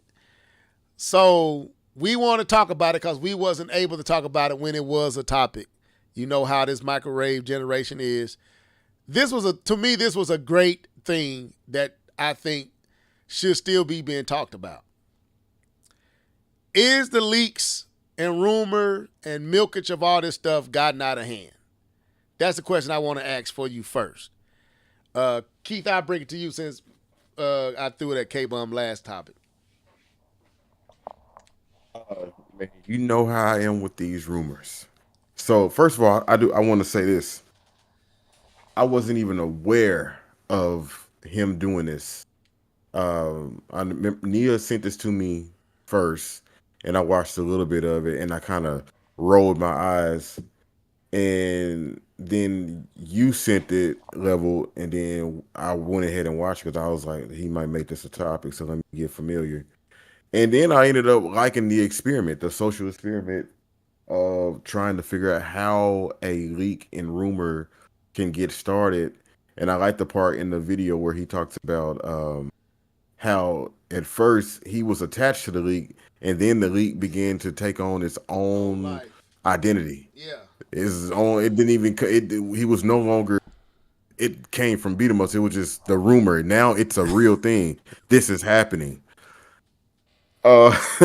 So do I think the rumors and things have gotten out of hand? Absolutely. I think we've gone so far away from just enjoying the moment that we have to spoil ourselves before time. And then when that time comes, the Nintendo Directs or whatever, what have you, comes, and then the rumor doesn't happen, now all of a sudden you're upset because you fell in love with the fantasy, but the reality is something completely different.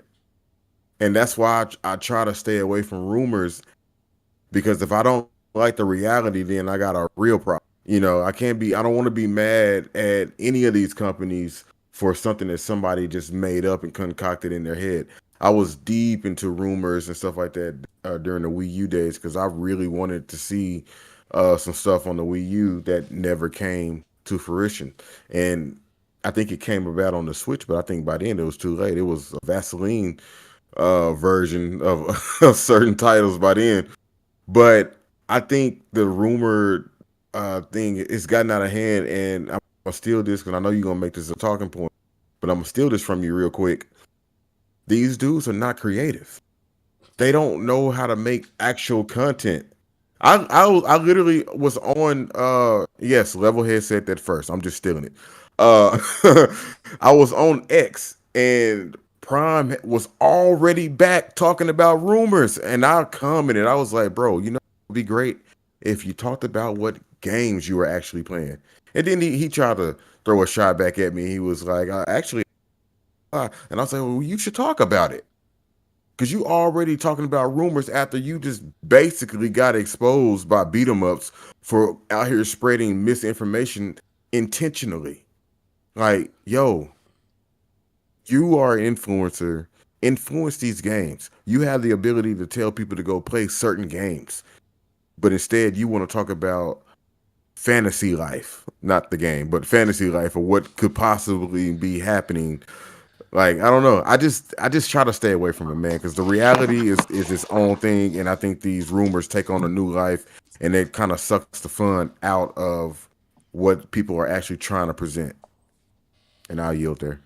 Okay, I actually agree. I agree. K-Bomb. What? I don't know how much. I think you did have some stuff. Go ahead. You got the floor, bro. This is up my alley. This type of video, I'm no. If you guys remember in the comments, says I'm like, wow, this is good. Oh my god, I'm giving live commentary about this. For those who don't really know me, I am really big on the psychology of things, the philosophy of things, how things work, how people work. I sit back and I look and that's why some of my takes I don't do create that. So I'm not a great YouTuber. Actually, you are. You just don't realize it. Go ahead. I stick to facts. I'm not clickbait guy. I'm not crazy rumor guy. I stick to facts. I stick to what I can prove. That's a cheat code. You don't want to be on YouTube with your mouth open? You say what?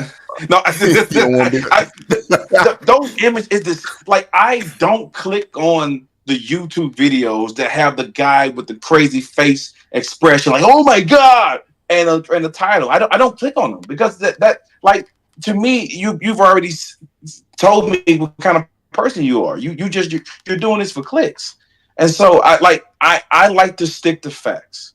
I like to stick to what I can prove. I'm not big on rumors. I'm not big on hearsay. I'm here on what is factual, what is actually being said, and what can we actually get out of what's being said. And so, to me, this video was chef's kiss. I went into it not really caring. I left out with a whole psychology of how the gamers work, with the affirmation biases, and the authority biases, and the illusionary truth effect, the confirmation bias. Yeah, and I'm like, yes, this is up my alley. Let's take let's quickly take a deep dive into my brain. Let's do that really quickly. So I'm the kind of person. So we know we have a crazy person in the White House. we know that, and he does some outlandish things. But I'm the kind of person when someone says that he did this crazy thing, or there's some crazy title that he does, that said he did this or he said this. I'm the kind of person that will go and find the video, not the video of them saying of the person reporting on it. I would rather go find the actual video and find out what he actually said. Right? Yeah. Because when everyone was saying Trump told everyone to drink what was that? Lysol or chlorine. Clorox. He told everybody Clorox. And I went back and I'm like, he didn't tell everybody to drink Clorox.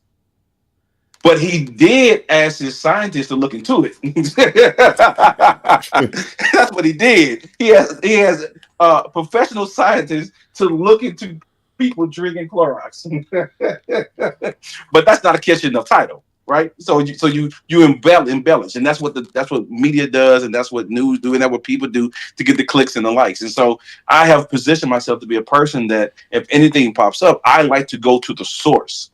And what he described in his video is that people don't care about the source. Right. At a certain point, Keith said it, that once the rumor got going, the source was completely removed from the leak. And then it started to develop and morph and become the telephone game and become something that it never was. Because the confirmation biases that people already had, that they wanted this to happen. And so I'm never the person big into rumors. I'm like, we'll get information when we come. And actually, I stay away from rumors for movies. I stay away from rumors for games. I stay away from rumors because I don't want to get excited off a rumor that someone made up, and then I'm disappointed. And so I actually stay away from a lot of that stuff because of that. But here in YouTube land, you can get clicks and likes by just saying something that you yourself know is not true. But it's not about it. Again, this is up my alley because I'm the kind of person I love this kind of stuff. And what I've learned in YouTube land is not about what's true. It's about what you can get people to believe. That has replaced what truth is. What I can get you to believe, that now has become truth. And I see that, and I love his take on these things, and I love his dive into how it moved and morphed and became something that it was never supposed to be. Because when they were doing the rumors about the Switch 2, I always said, okay, I'll wait for Nintendo to release something official. Like that's like, even when they had all the leaks and they show how it looked and they show the joystick, or not joystick, the joystick. They showed the outline of the system and how big it was and the chip that may be in it and all that. I'm like, okay, I'll just wait for Nintendo to release it. Like it is, none of that moves me. It's not real until it's real. Right? It's not, to me, it's not real until it's real. All that is speculation and rumors, and some of it may be true, some of it may not be. So I put no weight in it. But this whole video, and I'm stuff talking myself. I can literally talk about this for hours. How he broke this down, how he talked about people mindsets and how they wanted things to be so true, so they believed it because that's what they wanted. They got the confirmation bias, but what I would tell people, and I say, I would tell everyone to watch this video. Level is absolutely correct. Everyone should watch this video because he did an amazing job of explaining what's going on with these type of things, and it's almost like a documentary like thing where I guess it's more like a scientific study. I guess it was more like that experiment, but it's a really good video. And I know I've talked a little bit more than what I should have, but this video got me really excited, and I was very happy to actually get a chance to talk about it on the podcast. So I was on vacation when I watched this, and like I said, I've been following beat 'em ups for at least 3 years. I ran into him. Very creative, always talked about games, always let you know what he was playing, what games to avoid. He had a little fallout with Nintendo because he was telling the truth about some stuff, and Nintendo stopped sending him games because some of the stuff he said. I really like beat 'em ups. He seemed like a genuine dude. I appreciated this because I had come to a place I was burnt on people, especially in this community, just exploiting the excitement for Switch 2. Now, and they was manipulating people, and they just got manipulated. That's all. They are manipulating, and they got manipulated, and they got upset for everything that they do. Like, yep. I like Nintendo Prime. I really do. I think Nintendo Prime does an awesome job. I like the news he covered.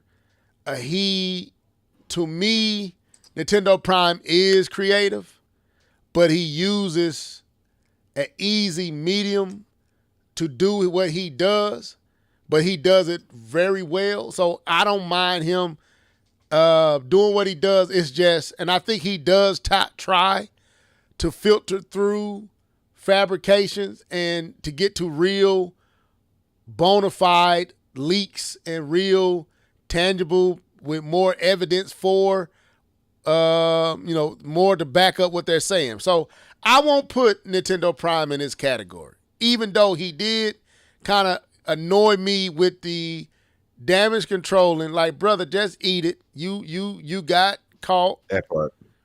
Just eat it. Just own up. We all got a little bit of dose of truth, and we all got caught with our hand in the cookie jar. Just eat it. So that part I didn't like. Him literally sitting down with beat 'em ups and trying to get why you do it. Like, brother, you got exposed. Own it. But there's people that's way worse than Nintendo Prime. I'm not gonna say their names because I'm gonna spare them. But man, it got so bad that every morning my timeline would have 3, 4, 5 new Nintendo channels, and they getting 25,000, 30,000 views off of nothing but fluff. And you listening to the video, and it's like, okay, you just saying what you want to see, but you use this fake thumbnail, everything K-Bum described, and you put out there new Zelda, new leak from Anuma, secret revealed. I'm like, so I'm gonna be honest with you, as a person who wanted some news on the Nintendo Switch 2, earlier on, I would check out some of these videos. Ain't gonna hurt me. I'm at work. I got my earphones on. I'm gonna listen to. After a while, you start hearing the same nonsense video, going one video to the next video, and it's the same, like, oh, y'all all gonna run with this little nothing on X. Y'all gonna run because a dude put some eyes looking to the left, and this became, like, literally, I'm not joking. Eyeballs became a topic. Somebody put eyeballs on that Twitter page, and that became a discussion from 20 different YouTubers. So that's crazy. I was like, you know what? Under one of them, people wild, bro. Under a couple of the videos, I made a comment. I said, y'all need to learn how to actually be content creators. Y'all need to get some creativity. Y'all don't have creativity. I said it on one. I'm not gonna say who he is. I literally said, dude, you're not creative. And you milking Switch 2 news because everybody want this news. That's why I was so annoyed with Nintendo, like, get this mess out the way. Remember I said it last year. Can y'all please announce this thing for these people can shut up? Like, I wanted my algorithm to change. I unsubbed from people. I literally had to clean my whole thing just to get these folks out of my algorithm. Because I was just so sick of waking up every morning with my whole timeline filled with these people. And I was like, okay, I'm done with the consuming of the leaks and rumors. If it ain't coming from Nintendo, I don't care. Y'all have gotten all the views from level that you gonna get. If it ain't real, I don't care. And that's where I went with it. And so I just started deleting. I started unfollowing folks. And the only person I did not unfollow was Nintendo Prime. I unfollow so many other people. I said, you know what, Nintendo, I like you. I like what you do. But he got caught. So it's like, look, first of all, shouts out to Beat 'em Ups. Bro, this will go down in history. This was a moment. And You did it so well. K-Bum, I can't add no better to what you said. When I left that video smiling so hard at the fact that when he said, like you said, Keith, the rumor got so expansive and got so heisted that it no longer needed him to lift it. It had changed stuff he didn't even add. It was added to it, like you said, K-Bum, the phone effect. Yep. So much stuff had been added, and they went from, and he literally gave it away. I don't even trust this leak. I have nowhere to verify it. Take this with a grain of salt. I have no confidence in what I'm saying. He said all of this. He literally said Animal Crossing. There was nothing about Animal Crossing that was out at any point. He threw out games that he knew people should have been triggered by Animal Crossing. And they still ran with it because they know people are hungry for this information. Anything. Give me, it was like they was crackheads, like crack fiends. You got anything, whatever you got, give it to me. And it was like, man. So for me, I highly appreciated what Beat 'em Ups did. It was needed. It exposed. Yeah. And I think people, and you're right, Keith, and this what disappointed me with Nintendo Prime. The very next day. And the only thing he changed, he didn't put leaks, he put rumors. And he gonna say, from here on out, I'm going to distinguish what a leak is from rumors. Brother, it's still the same mindset. Now I'm back on my grind. It's like, did you learn anything? The point is, some of this stuff is not even worth the camera being pushed to record. If this is all you got, it is a lack of creativity. And I'm sorry, I mean, hey, I've been in this space for a minute now. I've been in this space for at least 13, 14. It don't feel like it, but I have. I didn't build my channel off of rumors. Now, it ain't as big as it used to be because I kind of went away from stuff. But at one point, I could have been these guys if I wanted to. And I knew what to do to be those guys. I built my content off of creativity. Mr. Frosty. What type of gamer are you? Remember that big controversy, Keith? Where I broke down all the communities. The ultra fan, the know-it-all. Like, my channel was built on creativity. Oftentimes, we don't even talk about the latest news on the podcast. We talk about what we want to talk about. It may be a big trending thing taking place, and we come up with topics that we want to talk about. May not have nothing to do with what's the latest and the greatest, because we're creative. We are creators. It ain't hard. If you're not I mean, I know you need the news guys, but everybody doesn't need to be a news guy.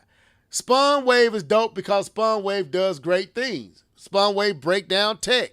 He opens up the system and show you what it's about. He don't just get on here and spew rumors.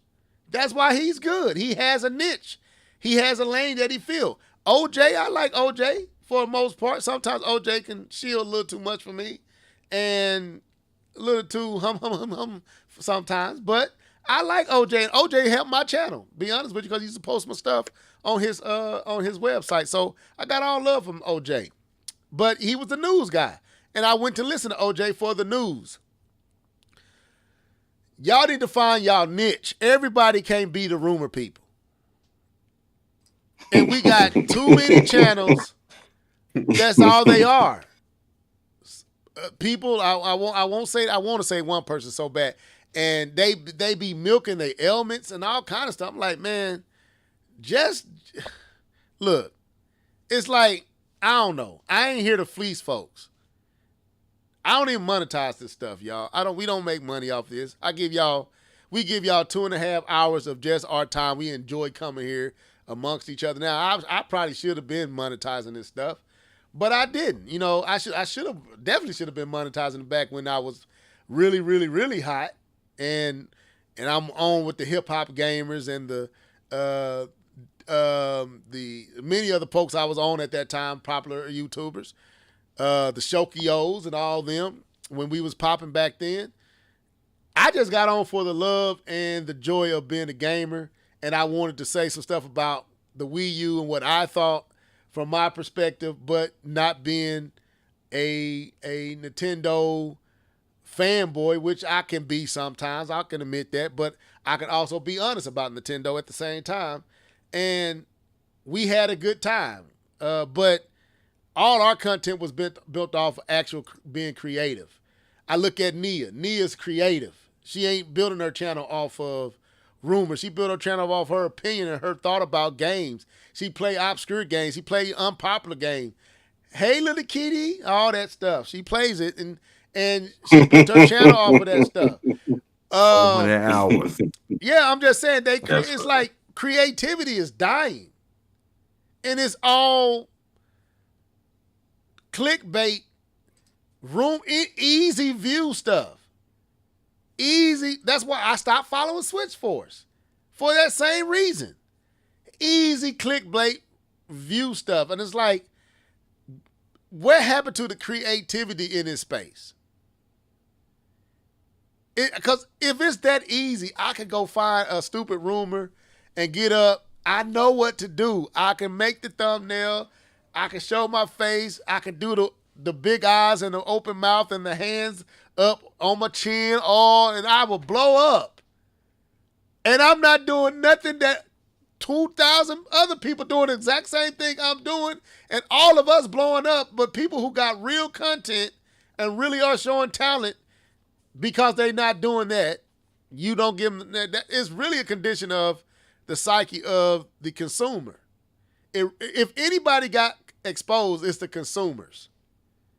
The content creator got exposed too, but the consumers of this content got exposed as well, because they wouldn't be able to do what they're doing if you wasn't clicking it so much. That's why my algorithm was jacked up and I had to clean it because I clicked on the stuff. So, man, anyway, I'm glad he did what he did.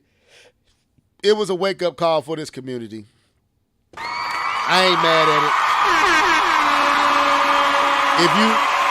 If you get a chance, go check it out. The name of the video is Faked a Nintendo Leak to Investigate How Rumors Spread Online. That's the title of the video. I faked a Nintendo leak to investigate how rumors spread online. It was awesome. And for him to hold it that long. And then a direct actually took place too. That's what's crazy. He lied that was and funny. It took crazy and it actually happened. It wasn't a Nintendo main direct, but it was a partner showcase, which was trash. But we talked about that last week. So, any other thoughts on this before we go to our last topic? All right. So this thing has kind of been trending on X. I've seen a few people actually cover this. And let me get over here. So Keith wanted us to kind of talk about this, and I thought it was a good topic. So the question is, one has to go. And let me pull it up. And I guess we gonna discuss which one we getting rid of and why. And we want to hear some of y'all thoughts on this. So out of the major four that's out, game, most of the biggest platforms. Here it is. This is kind of on X.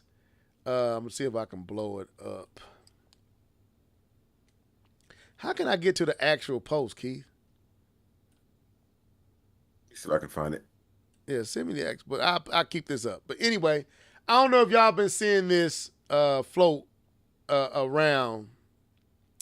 And the question is asked, you got to delete one forever. Nintendo, Sony, Microsoft, Steam. One has to leave forever.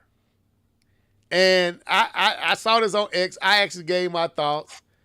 And mine was, you shared it, Keith? It's in the chat. Yep. And Okay. your comment is still there. Yeah, okay.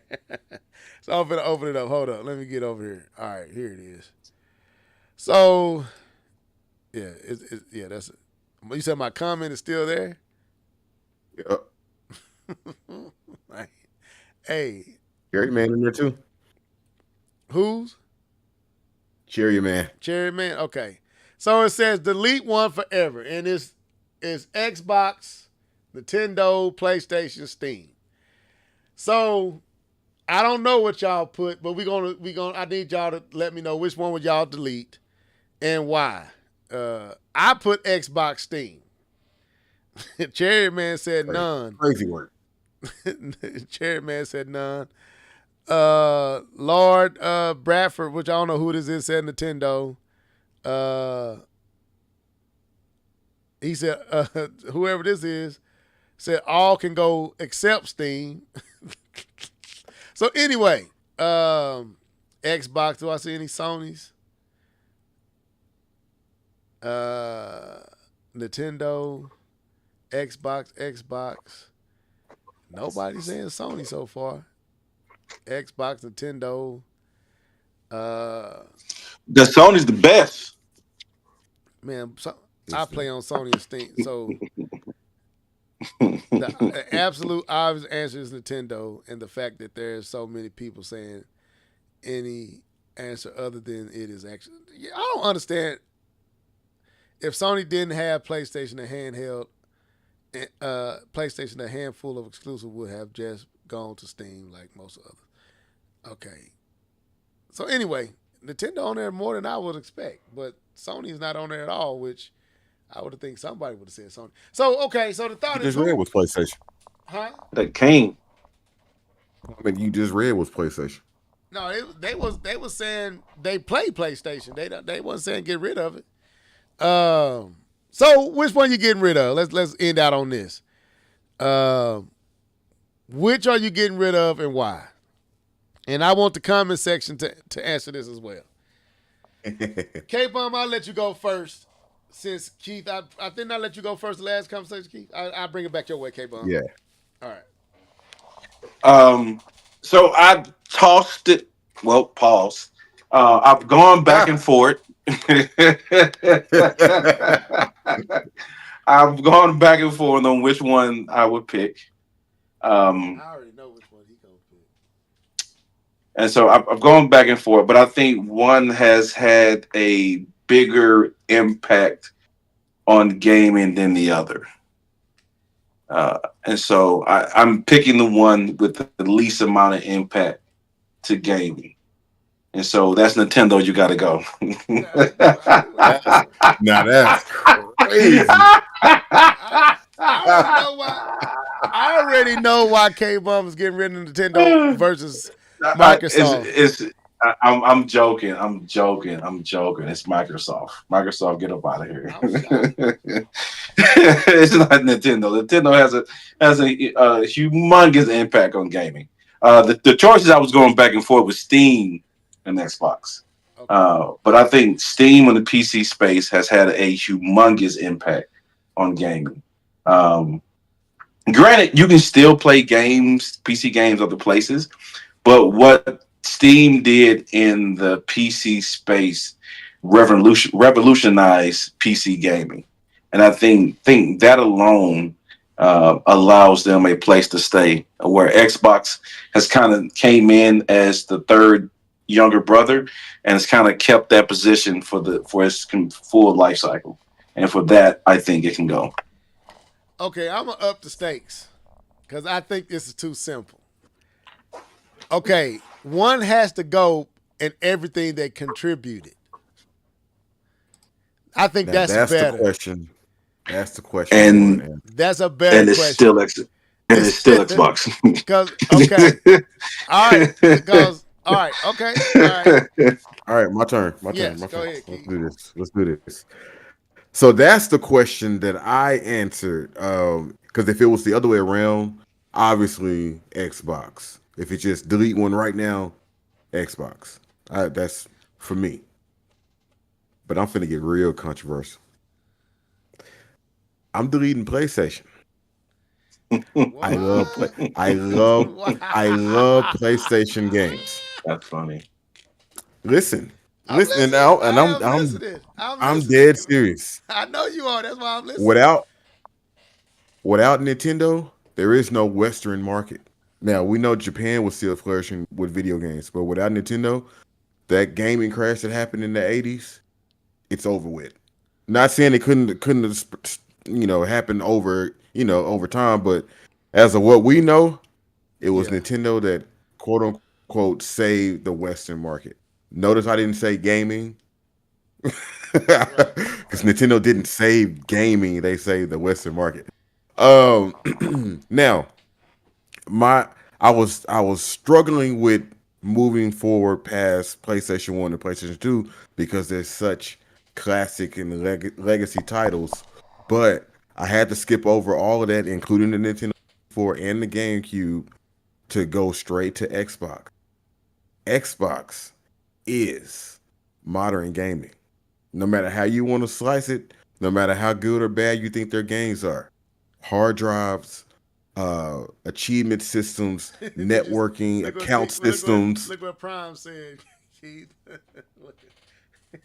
look at what Prime said.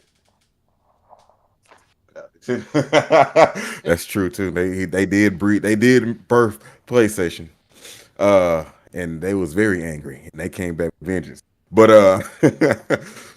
but Xbox is modern gaming just based on everything that I just said, and the PC, Steam. I mean, yeah, we got Epic, but come on, man, nobody's really messing with Epic. Steam does have exclusives. You may not want to play them, but they have exclusives. And again, account system, online, free online. You don't have to pay for anything. I don't know who came first with the cloud save. I don't think, but was it Sony? I don't know, but thank God for cloud saves. I'm only getting rid of Sony, not because of their games, but because of their Me Too attitude. They try to be a Me Too, and if that's what you want to do, you don't try to disrupt. You gotta go. It's a hard decision, but you gotta go. I'm gonna miss The Last of Us. Somebody make The Last of Us for me. Okay, so that was wow. Okay, I guess I need to be controversial too. I'm getting rid of Nintendo. No, I'm just playing. I'm joking. I would say Steam, but because I don't play Steam, I think that's easy for me to say. So I'm going to remove Steam out of my choice because I have never experienced Steam to give it a fair shake. So it's easy great for me just to cut that because. So I'm gonna go to the big three, and I'm gonna let Steam be in his own lane. And I don't say this with ease, but I gotta be honest.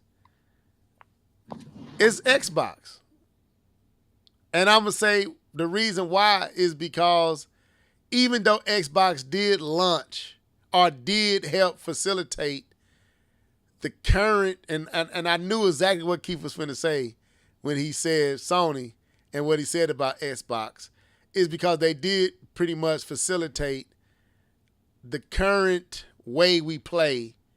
They were heavy pioneers in, I would say, not necessarily starting it, but pushing it through. But that's why I'm going to say it's Xbox, is because they didn't start it. They just pushed it through. We got to give Sega some credit here on some of their innovations, and Nintendo with online, with internet integrations into systems. The Dreamcast could do that. It wasn't great, but it was the beginning of. You see what I'm saying? It was eventually, even without the Super Nintendo could go online. Yeah. So my point is, if you remove Xbox out of the equation, will we have gotten there as fast as we did? Probably not. But we would have gotten there. We would have got there. Gears of War still would have came. It just wouldn't have came to the Xbox. It probably would have been on PlayStation. So the only thing we lost on because Microsoft didn't make Gears, Epic did, and they put it on. I think they paid to get it on Xbox with the what was that? The X something they had, something thing they had. Anyway, so when I look at them three, the one I can do without and wouldn't affect much if we be honest would be Microsoft. I don't want to lose. I can't lose God of War. I can't lose Uncharted. I can't lose a lot of what Sony brought to the table. You can't lose that. And yes, they are Me Too to everybody. They Me Too Nintendo. They Me Too Dreamcast. They Me Too Xbox. But they Me Too the best as it's aspects about gaming that if Sony was not here, I don't know where we would be because they pushed Nintendo to become what Nintendo is. Like, Sony pushed Nintendo to make the best first-party titles we've ever played in our life. And that's because Sony gobbled up third-party and forced Nintendo to rely on first-party. So while Nintendo created Sony, Sony created the Nintendo we know today because they had to self-sustain because Sony gobbled up the market. I don't think Microsoft challenged Nintendo in any kind of way.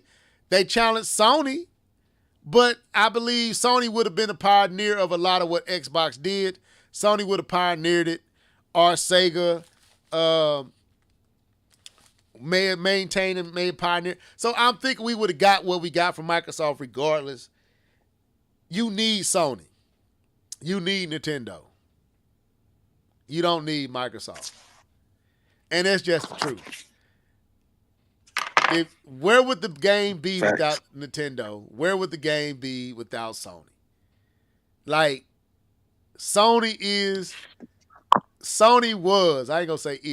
was the adult Nintendo. It was a Nintendo for adults. And Nintendo was a Nintendo for kids. Now Nintendo has figured out how to be for both. Sony's figuring it out, but still holding your hand, but yeah. They are, but I can't see a gaming space without Nintendo and Sony. I'm sorry, it ain't a space for me. And I don't. Halo can go. I'm sorry, Master Chief is gone. Halo ain't even a thing. We don't talk about Master Chief. We talk about he gone. So nah, Keith, I agree. I understood where you was going. But no, Microsoft got to go, bro. Sorry, Phil, you got to go. You bye-bye. Game Pass, all the great things you've done, y'all got to go. Give Activision back, give Bethesda back, give all that back. That's funny. And y'all can go ahead and bow out. The green can go. Just like it, like, that's no puns intended, but the green can go. Blue and red, we sticking with the flag here. Red, white, and blue. That's where I'm at with it. It got to be Microsoft, bro.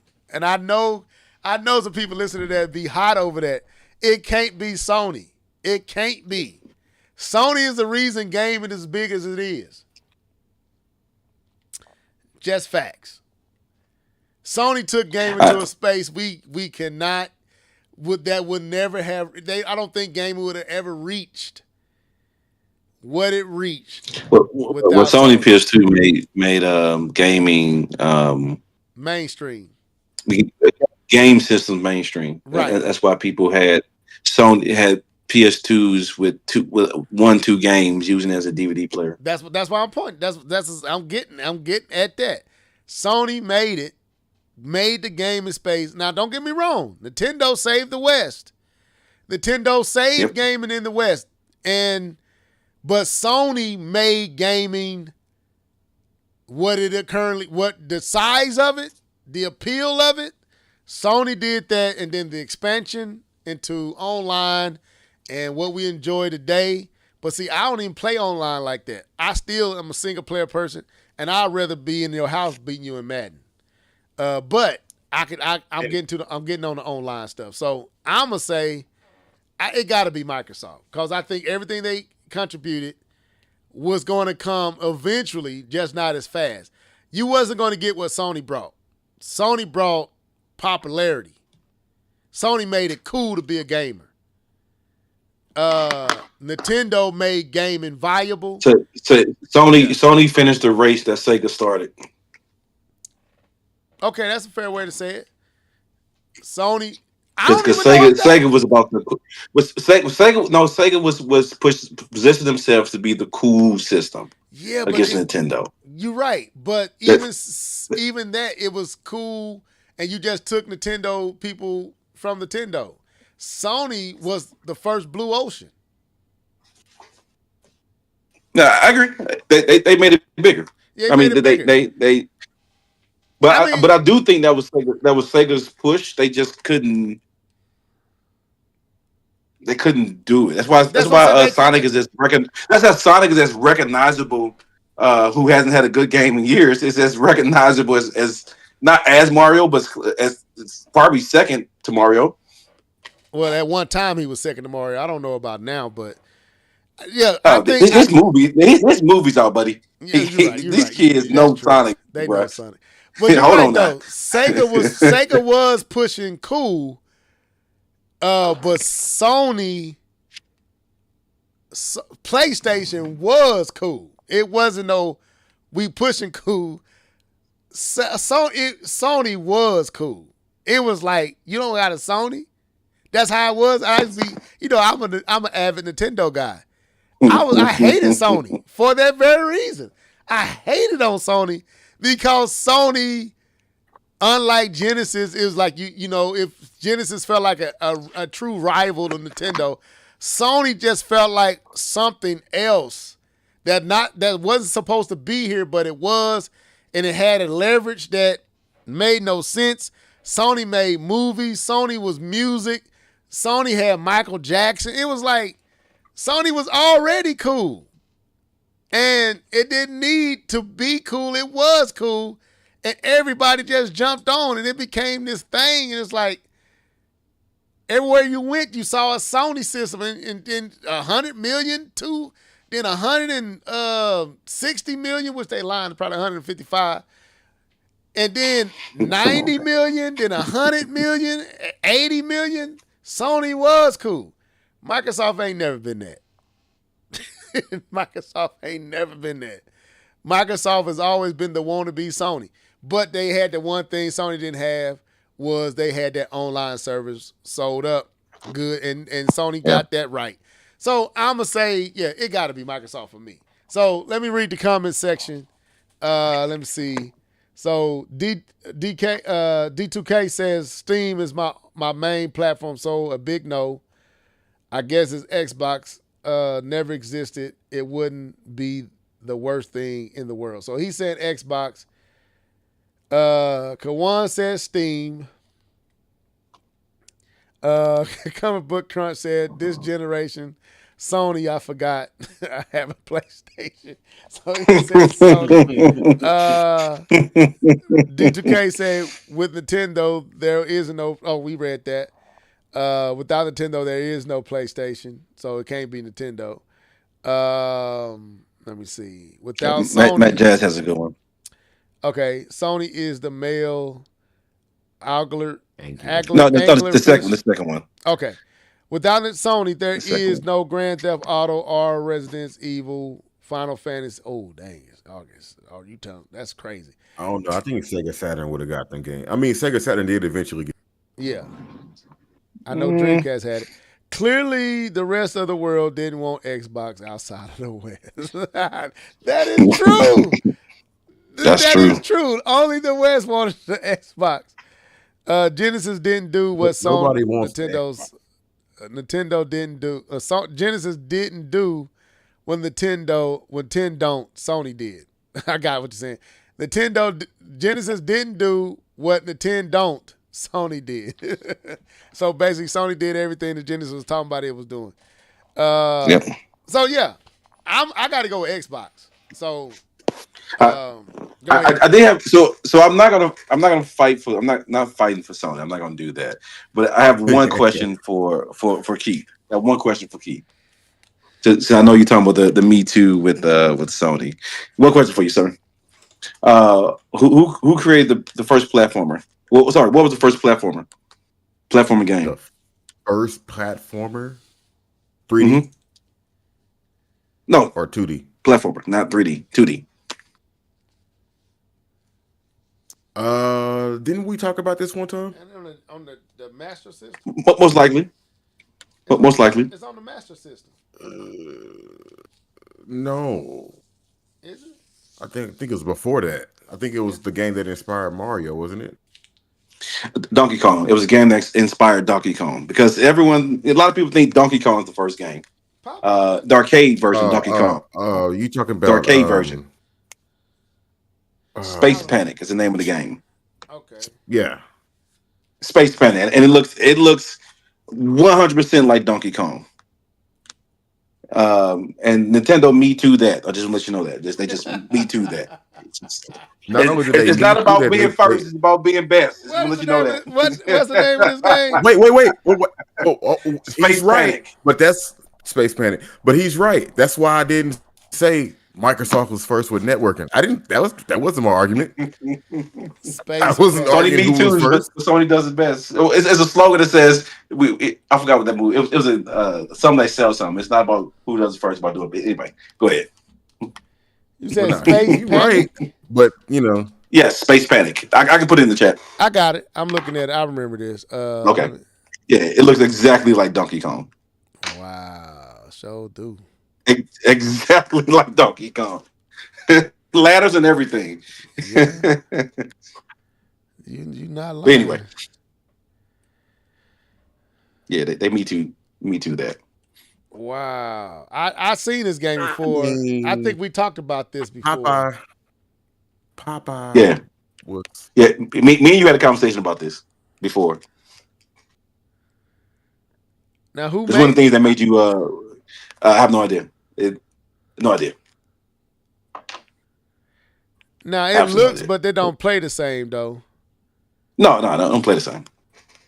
Nintendo put their own spin on it, but yeah that looks. You're not lying. That's absolutely. That's absolutely it. That's not no joke. Yeah, we talked about that on here though. Yeah, we did. Let me look. OG. You gotta put OG. But I'm not gonna fight for it though. Wow. I'm not gonna fight for it. Y'all, yeah. It ain't no denying. There's no denying. And I think they used the same graphics card to make this game for, and that's why it looks so similar. Now, that I couldn't tell you. Y'all, I couldn't tell you that one. If I didn't tell you this was Donkey Kong, only reason you would know it's not is because you don't see them. But Nintendo just slanted the stages and they put their own spin and cut into the. Oh, well, I mean, man, that is. Go pull up Popeye. Popeye was a copy of Donkey Kong, right? No, Popeye came before Donkey Kong. Remember, they couldn't get the license for Popeye. That's right. Hold up, let me do that. Y'all make me pull all these screens up, but y'all see that?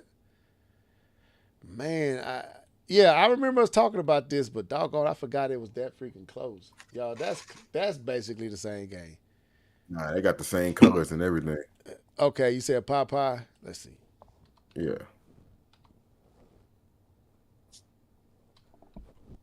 I found it. Popeye game came out in 82. Donkey Kong came out in 81. Space Panic came out in 80. Yeah, I'm looking at Wikipedia now. Yeah, it says 82. Developed and released by Nintendo as an arcade game. That's what I'm saying. But I'm wrong then. Unlike Nintendo earlier game, Donkey Kong, there is no jump button. Yeah, it has a humongous Nintendo thing on it, on the side of it, on the front of it. It don't look. It's in the same vein as Donkey Kong, but it don't look like Donkey Kong.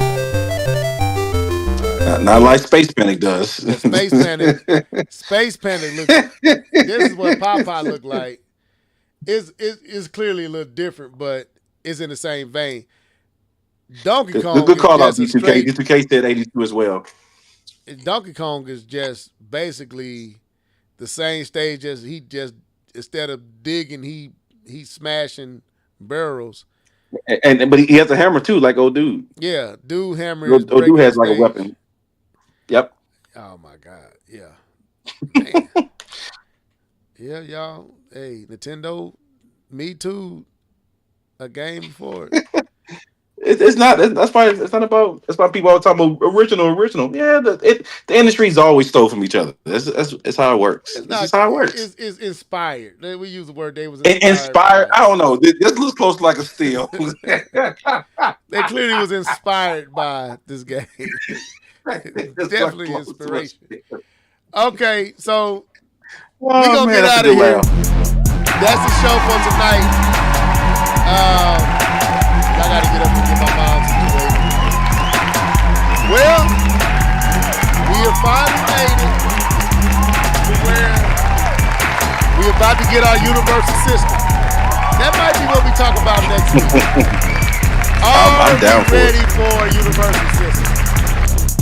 I'm here. Curious what y'all are thinking and say about that. But I'm gonna let these dudes sign out. Started with K-Bump 20. Go ahead, bro. For sure, man. I enjoyed today. Today was it was good. I enjoyed today. I know I'm on the podcast, so it's hard for me to say it's good, but I enjoy myself at least. I can say that.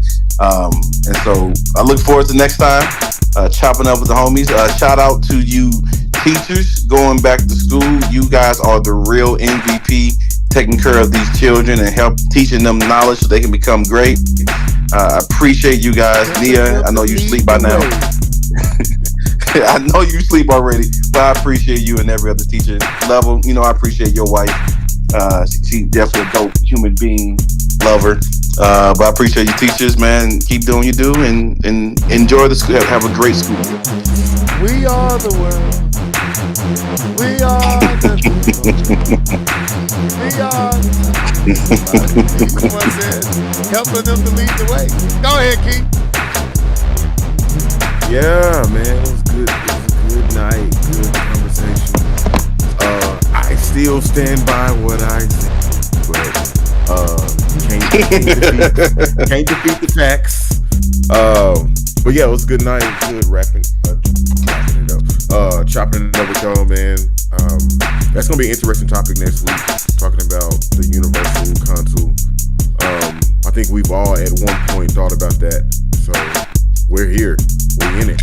So I hope everybody have a great weekend. Stay safe so we can come back and have this conversation and play some video games. Stay away from it.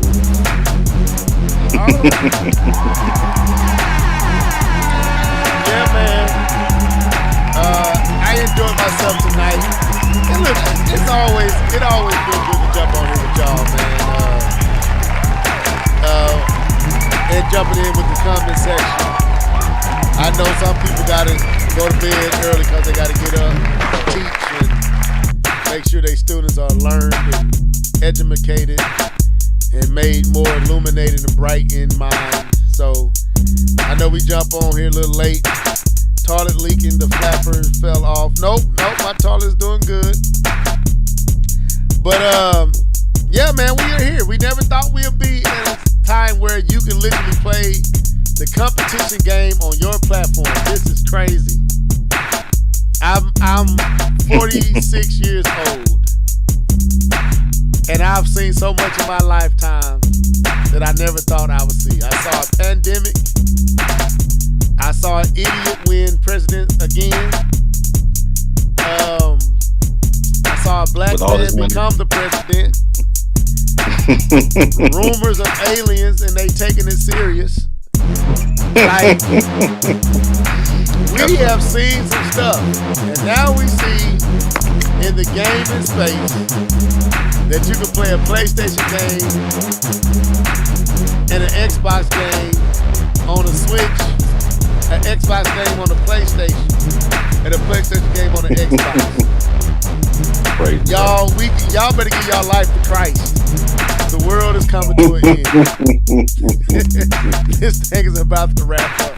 But anyway, I thank y'all for tuning in on tonight. Everybody in the chat, everybody in the comment section, thank y'all for tuning in. This was the Live and Level Gamer Podcast. Till next week, deuces. Peace.